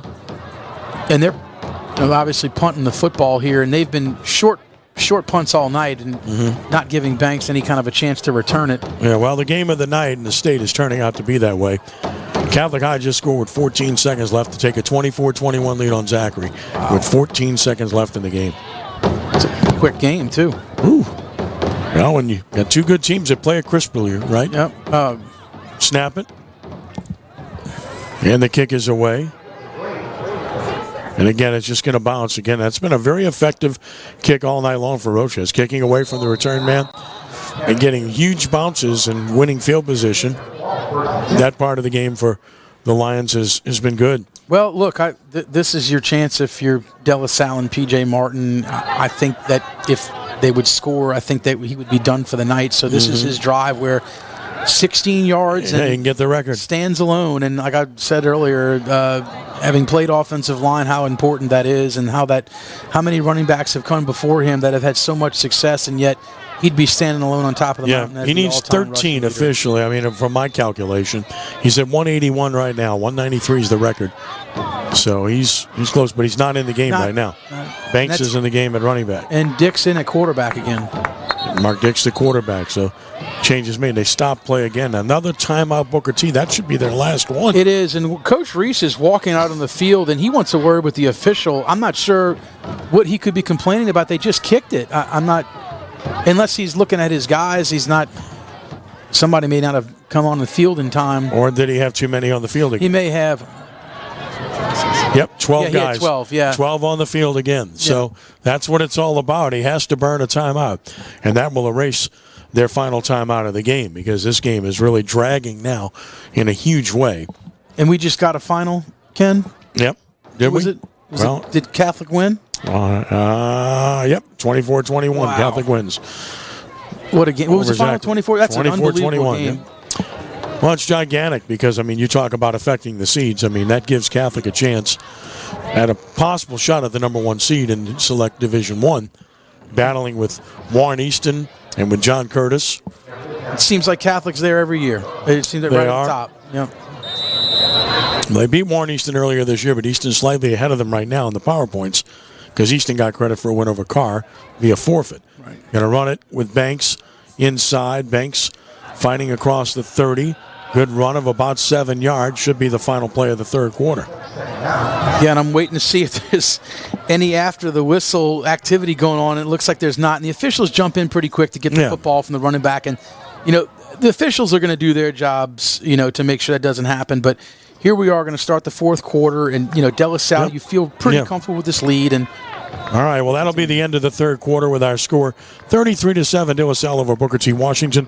Back with the fourth quarter. We'll check in with VK next as we continue here on 106.1 FM Nash Icon and at CrescentCitySports.com.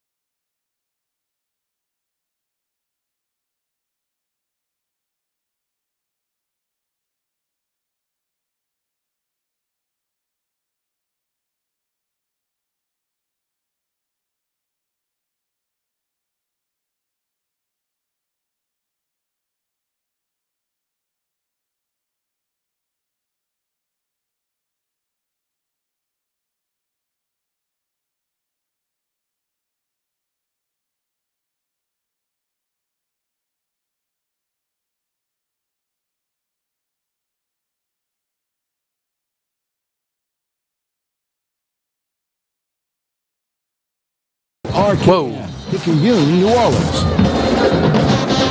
Fourth quarter begins, and we get offsides immediately on Booker T. Washington blitzing, shooting the gap, and premature, and that will give a first down to De La Salle. 5 yards. Yeah, they're playing unbelievably aggressive to start this fourth quarter, and I'm not surprised. Like I said, Booker T plays very well and disciplined for the most part, and kind of wheels falling off a little bit here. So and Coach Reese is obviously upset about the offsides call there.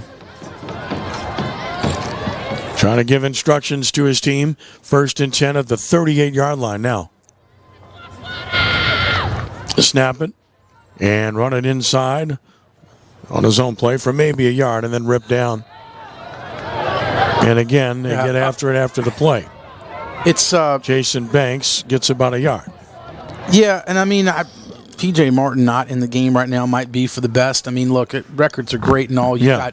I'm sure he'll get 16 yards in the next game, but more importantly is, coming out of this game healthy and not being penalized and thrown out of the game and things like that. So, and there's actually there's a long way to go still. I mean, you got over 11 minutes left in the fourth quarter. Yeah, this is a very slow-moving game with everything that we've seen transpire. And stoppages of play, hurt play, a lot of injuries. We've had 14 penalties. We've had quick scores that slow it down and stop the clock, right? Mm-hmm. No, not a lot of long drives, at least not in this half. Motion into the formation, run it left with Banks. Banks is going to be hit and dropped.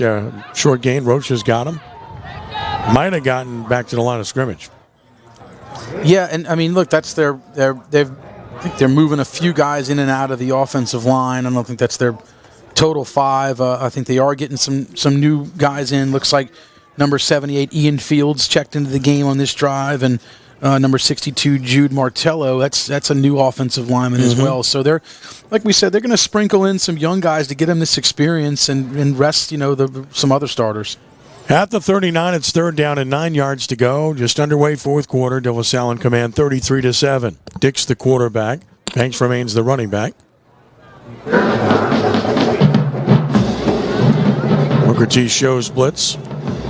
And they're coming, but of course, a whistle before the play. I think they might have taken too much time. It was right at it, and that's what they're probably going to call is delay a game. Yeah, you got to get that off. Yeah.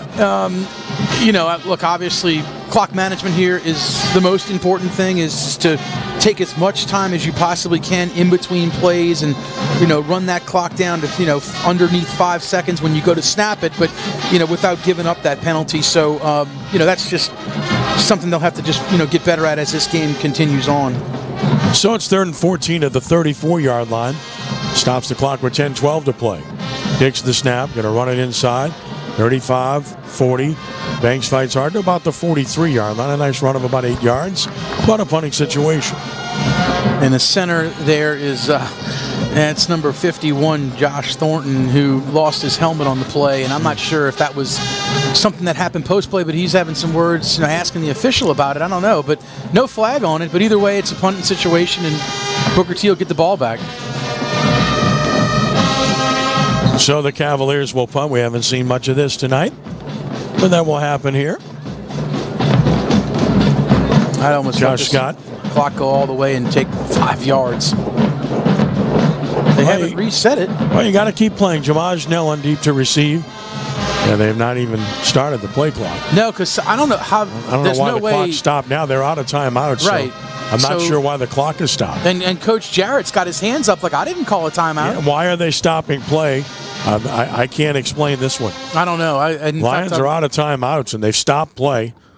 And talking on the opposite sideline at White Hat. And that's...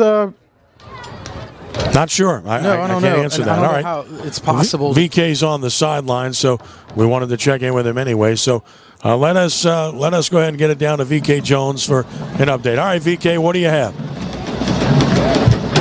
Well, on that last difficulty that we had with the 2 personal fouls, it was actually on Dominic McGill for De La Salle.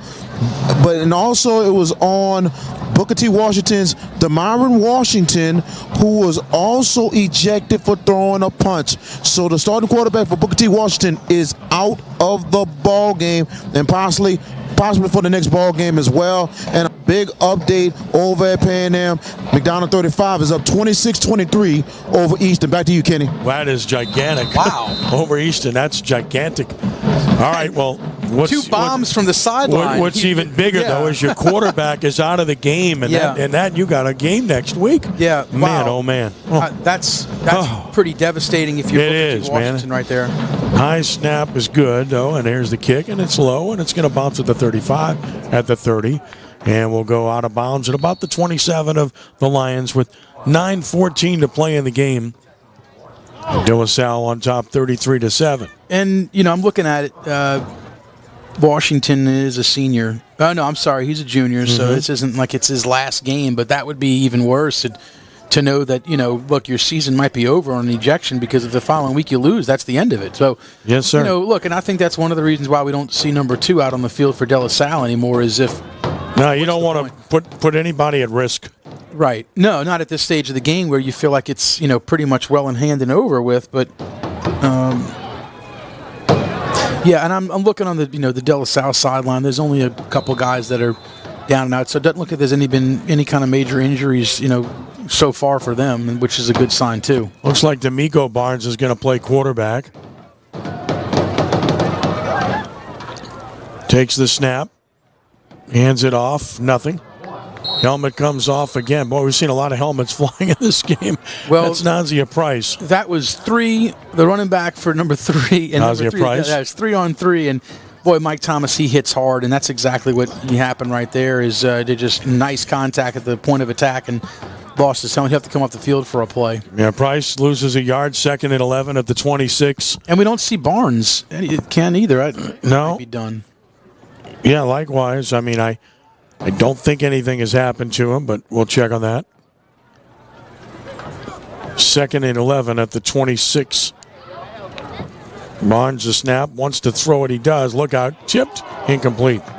Dangerous throw. Yeah. And tipped in the air and incomplete. It was intended for Troy King Jr. And that was dangerous on a lot of ends because, look, that ball goes flying up in the air and you got 2 De La Salle defenders that smack into each other and, you don't want to get hurt on friendly fire in a game that's basically been decided right there. But, this is what it's been all night for Booker T. Washington. It's basically take the ball and throw the ball as soon as you possibly can because the De La Salle defenders are right on top of you. Yeah, they just have no time to set and throw. 3rd and 11. At the 26, Barnes, quick throw again outside. That's to no one. But again, you can't fault him. He's not the quarterback. And pass incomplete. No, and look, they're still trying to throw it. And like I just alluded to, I don't see Arnold Barnes in the game on that drive. I wouldn't expect him back in the game at all. So this is just going to be one of those, let's just maybe get out of here. You're not going to see, P.J. Martin. And if you don't see Barnes, those are the 2 best players probably on each team. And in a game that's pretty well been decided, it's just the smart move here is to, keep everybody from, getting in trouble anymore after the plays have been over. So a punting situation. Corbin Roches hunts it away, and again, De La Salle just let it bounce. 40, 35, 30. This has been all night. Yeah. But and all the way down inside the 25 to the 24. And you flip in the field. That's, give Roaches credit for being effective. I mean, the punts, I don't think they go, but maybe 15, 20 yards in the air. But, man, the rolls have been great. You don't give the De La Salle, the opportunity to return it. And so now, look, here it is, a little over 8 minutes left in the game. And, for the most part, I think De La Salle will be subbing in a lot of younger guys, like we said, to get some action. Right. That looks like a half the offensive line, maybe. And that's the other issue when it's kind of a numbers game. It's not like you have 100 guys on the sideline that you can play. It's only a certain amount. Arsenault will run the offense. Banks will be the running back. Slot man right, receiver right. Everybody else is tight. And they're going to run a sweep with the receiver for nothing. So Jackson got the call on a I guess a speed sweep, but it wasn't that fast. No, A look, loss of two. that's a play they like to run, with Bieniemy, and Bieniemy is senior, not in the ball game, and you're going to give that ball to Malik Jackson, who's a junior, who you want to get him his touches and try to maybe get him in space to see what he can do, and the Booker T. Washington defense, as expected, is just not going to let you have that. So you're going to have to play, that physical game with him, and he was able to stop him behind the line of scrimmage. Loss of two at the 22. It's 2nd and 12. 7:45 to play in the game. 33-7 Cavaliers. Snap it. Run it inside. Big hole this time, but flag down. Should be a holding call. Again, it's going to stop everything again. Big gain up to about the 39, a gain of 17, but it's coming back. Yeah, and that's the senior center right there again, Josh Thornton. He's been getting into it the last drive as well with that nose tackle from Booker T. So I'm thinking that they're going to call a hold, and then after the play was over, I hope not. Holding on the Cavaliers. From the spot of the foul, it's going to end up at the 13-yard line, a 9-yard penalty. Yeah, they just threw another flag that somebody mouthed off, and that's unsportsmanlike. Unsportsmanlike on De La Salle. What are you doing? I don't understand that. No, and I think they're calling that one. That's on Karakowski because he kind of put his hands up, and that's a senior offensive lineman who's got to know, how important the rest of this season is to just keep contained. And these seniors, obviously, they've played hard all year to let this, kind of mishap ruin it. Well, it's 9 penalties, 91 yards, and that's too much. And if you're Coach Jarrett, you want to start putting in some younger guys just to avoid anything extra happening. Well, you got to play to the whistle and get the game over with. The handoff left, broke a tackle, broke another, really good run, and really good run by Banks as he crosses the 20 all the way out to the 21, a gain of 15, and he stayed in bounds for that matter too.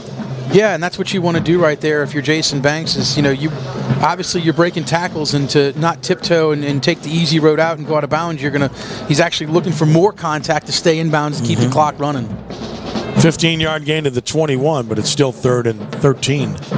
Under 7 minutes to play in the fourth quarter here. And still a very physical football game. I mean, even this late in the game where it seems like it's pretty one-sided, and I'm watching both, sides of the football. Caden Jones kind of limping a little bit, the big senior left tackle, and I'm watching some of the Booker T. Washington guys hands on hips, and they've exhausted. I mean, they given the final score or the score that it is right now, it doesn't matter.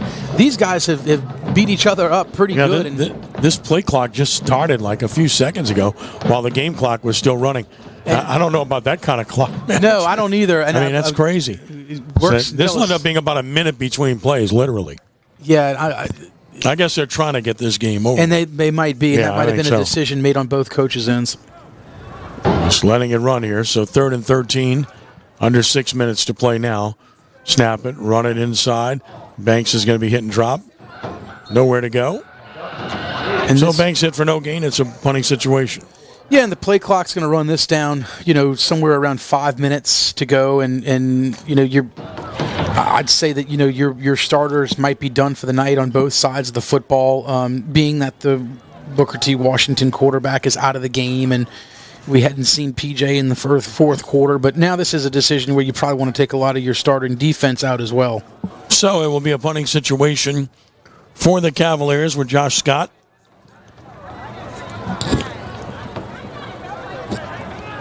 Single receiver is deep. And they're going to let it run. Yellen. Coach Jarrett's going to call a timeout with about 2 seconds left or 1 second on the play clock. And he has 3 in his back pocket. So, yeah, use one there. And every opportunity you get as a coach to talk to your guys and kind of, break down the scenario and let them understand how important it is to keep their cool, especially in a game like this where, look, you want to play next week, keep your head about you kind of thing. And, looking on the De La Salle sideline, I mean, there's a lot of smiles down there, but I can tell you this is even some of the bigger games like the East Ascension and Jeff Davis County, I don't think any of those games were as physical as this one has been tonight, and a lot of credit to both of these teams for bringing it.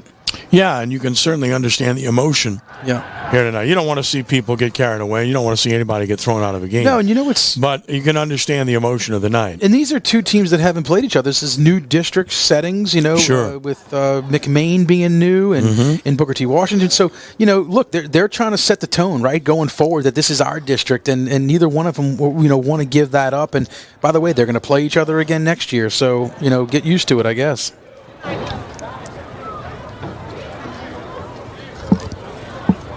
So after the timeout, Scott will return to the field to be in punt formation.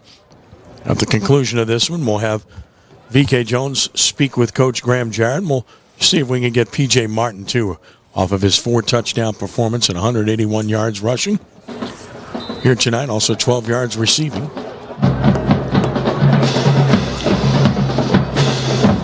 Scott to punt it away. Ellen is deep.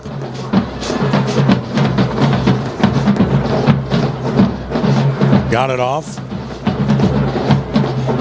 At the 48, Ellen shook one tackle, looks for the edge, cuts back, crosses midfield, and gets to about the De La Salle 48. With 4:54 to play, Lions get it on the plus side of the field.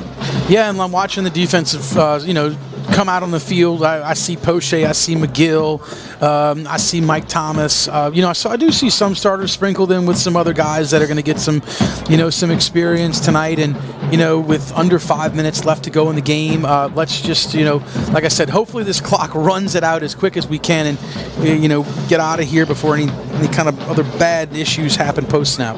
Couldn't agree more. Whistle. D'Amico Barnes, the quarterback.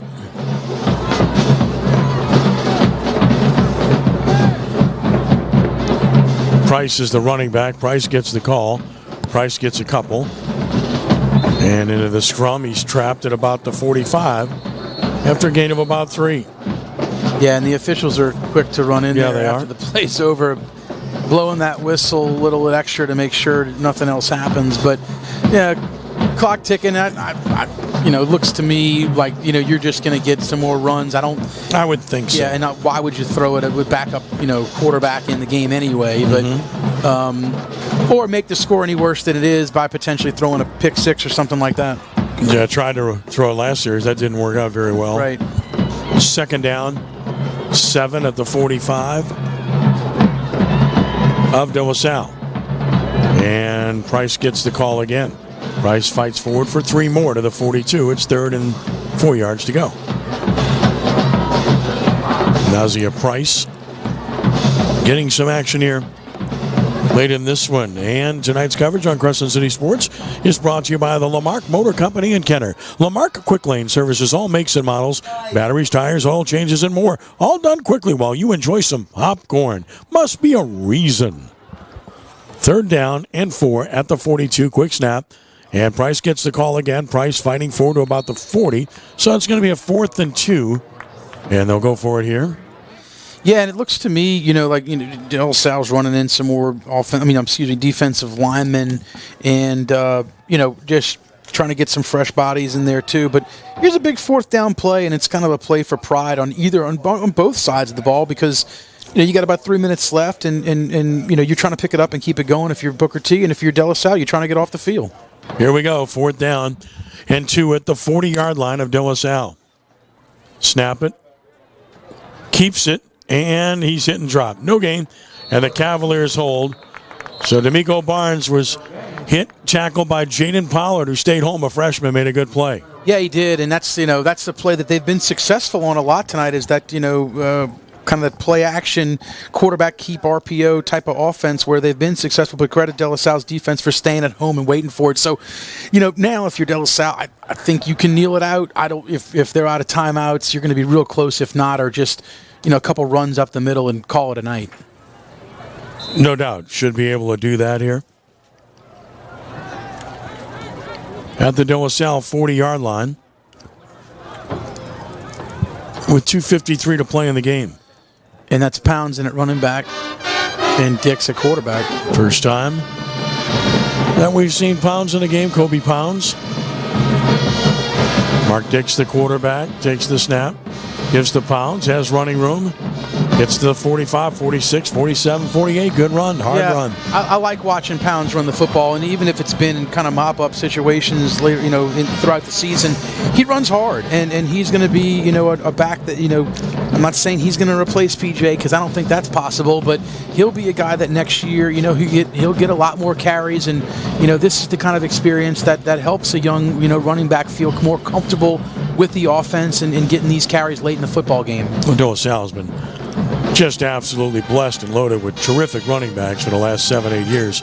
Ryan Manali did a great job of stacking that position, and it's continued on here. Absolutely. 2nd and 2 at the 48. Every year they've had just great players at that position. Snap it, run it inside. That's a first down. Good run by Pounds across midfield. Gets to the 48 of Booker T. Washington. That should enable De La Salle to run out the clock now. Yeah, and I think that was the design there, is to try to at least pick up one first down. So that would be the end of that. And, that's the formation that you love the most in football. Victory. That's it. And I used to love when it was fun when you used to practice it almost like, you hope you do this a bunch and throughout a season. And De La Salle has. I'm not sure if they've done it every game, but close to it. So at the 48 of Booker T. Washington, the clock at 1:45 to play. Have to snap it 3 more times. So they'll run a play here rather than victory formation. On 1st and 10 of the 48 of Booker T. Yeah. Dick's the quarterback. Takes the snap, takes a knee. So he does take a knee here. Yeah, and that's the right call, obviously, there, and that's what you wanted to do. And look, you're 10-0. You won your district.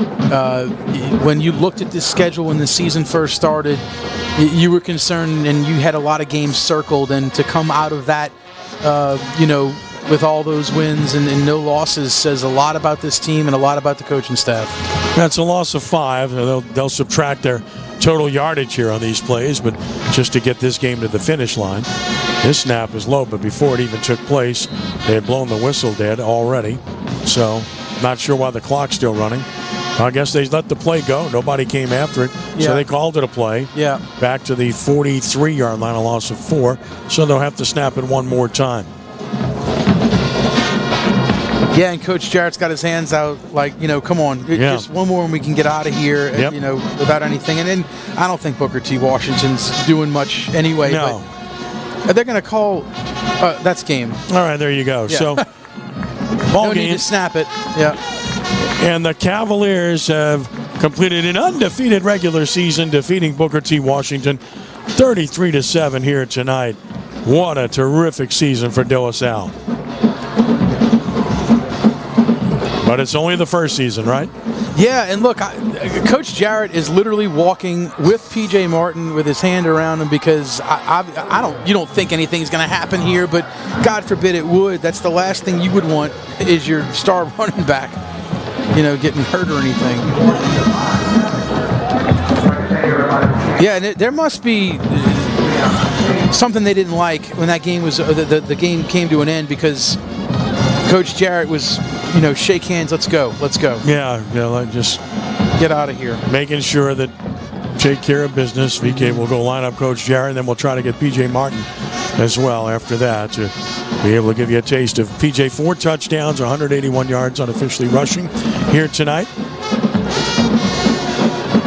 Yeah, I'm watching Coach Jarrett at the end of this line. He's telling his guys, go, get to the sideline. And, look, this is what you wanted all along is the perfect season, and you got it. And, you worked so hard all year long to get to this point that you just wouldn't want anything to happen at this point after a game. No doubt.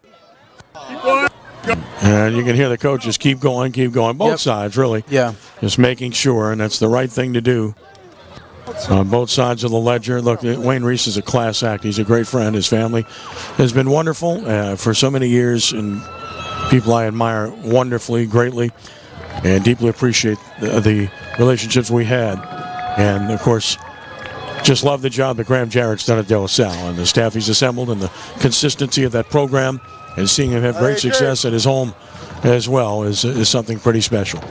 So, and that's what we've kind of gotten used to is winning, and it was a tough assignment when he got it. All right, here's VK is going to line up Graham right now, and Yes. so we'll talk to him. And VK, you can take it away whenever you're ready. All right, so Alma mater. all right, he's going to say alma mater, and then we'll get to him. No problem. So we'll wait for that to happen. So we'll get the alma mater, and then we'll get Coach Jarrett, and then we'll get PJ.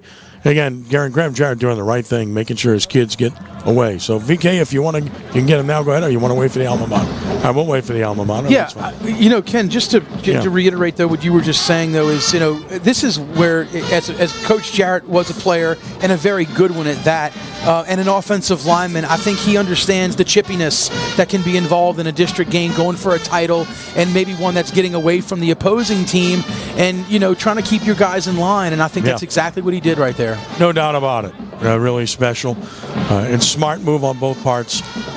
These coaches know what they're doing and how to do it, and to do their business the right way, and to make sure that kids are calm enough and that they can move on and play football again next week, because both teams will in the playoffs, and that's good. So, good stuff. All right, you've got, I think VK's got PJ Martin right now, so go ahead, VK, take it away. VK, take it away. Now, PJ Martin of De La Salle, over 160, 180 yards on the day. What you could say about yourself and your performance, and especially how your offensive line really blocked tonight? We all performed well. We was going down with a lot of adversity with them blitzing and their coverages. We were struggling a little bit, but we went into halftime, made a couple adjustments, and we handled business from there forward. What Coach Jarrett told y'all to have more than anything? First half, a lot of penalties and everything, but at the same time, you bounce back. Better second half, moving a little bit less penalties for your offense. He told us to, play De La Salle football. We just started to buy into what he was saying. At first, we was going into their type of game, and, that just wasn't good enough for De La Salle football. So we ended up buying into what Coach Jarrett was saying, and then it just ended up with what you can say, 10-0 for your team, especially in Coach Jarrett's second year, and you guys top 3 seed in the playoff. What you can say about this season? This season has been great. We've been playing big-time teams, and that's a great program right there. We just beat a great program. I just say that the team is doing well. Everybody's healthy. That's all we can ask for. What you can say now, do you think you're a team that could be very dangerous going into postseason? Of course, we could be very dangerous. We got to get guys bought into what we're trying to get into, and we could make a deep playoff run as long as we stay healthy, keep a lot of guys bought in, and then we keep improving every day. PJ Martin of the De La Salle Cavaliers, congratulations to you. 10-0 district champions for the De La Salle Cavaliers. We'll have Coach Jarrett in 1 second. Thanks so much, PJ. Yes, sir. And a big hug there. You'll love that. So, all right, VK, you can take it away with Graham Jarrett when you're ready. All right, Jarrett. Much improvement by your team. A little bit less penalties, and it seemed like. Yes. I think our defense played great the whole game. Offensively, we stayed on our blocks a little longer. We just, this is what we do. Our offensive line is very big. Our running back is phenomenal. He busted that long one in the third quarter. I thought that got everybody's confidence back up. Very chippy game. That's a good team. I mean, that's the second best team in our district. We knew that this was going to be a tough game, and they played very hard. But I think in the second half, our offensive line and our running back was able to kind of, rise to the top. Well, also your defense very well, the way your team came together, and also the way PJ Martin not just ran. It seemed like a lot of things came together for your team tonight. Yes, I thought our offensive line played much better in the second half. A couple of those runs that only went for 4 or 5 in the first half went for big gains. I thought we ran the ball or blocked much better in the second half. And the defense dominating a whole game and everything. Looked like they've been like that all season. Yeah, so we were down a few guys with sickness and some injuries on defense. And so we had some guys who had to play a lot more snaps than usual. And I thought they played great. I thought the front 4 were phenomenal. Dominique McGill and Lance had pressure all night. I thought the linebackers, Kedrick Richardson, Michael Thomas Jr. and Poche were getting pressure and sacks and tackles for loss. And that's a really good explosive offense. So I thought our defense did very well. What you can say about yourself, second year, your alma mater, 10-0 District 10. What you can say about that? Well, it's very exciting. I have a great senior class. I absolutely love these kids. This senior class has been phenomenal. They've bought into what we're doing here, but we have not done anything yet. We're 10-0. We're excited. We had a tough pre-district schedule. We were able to come out unscathed, but now it's on to the playoffs. So we're going to look where we fall in the seedings, and you got to win 3 to get to the championship and 4 to win the whole thing. So we're on to our next challenge. And most likely you'll be a top 3 seed. Dangerous team. Yeah, listen, we run the ball very well, and we stop the run very well. We have a great offensive line and a great running back, and we have a great front 7. And so that's tough in the playoffs. If you can run the ball and stop the run, that's tough in the playoffs. But there's some tough teams in Division II Select, and so we're going to have to play our best ball. Again, we're going to have a bye week, so we're going to get healthy, watch a lot of film, and then try to make a run at this. Just 7. Graham Jarrett of the De La Salle Cavaliers. Congratulations, 10-0 district champs. Thank you very much. Go Cavs. There we go. Okay, thanks, VK. Appreciate the help. Great job. All right, so we'll take a time out here. 33-7. De La Salle wins it. Back in a moment here on 106.1 FM, Nash Icon, and at CrescentCitySports.com. Texting enrolls you in recurring automated text messages. Consent not required to purchase. Message data.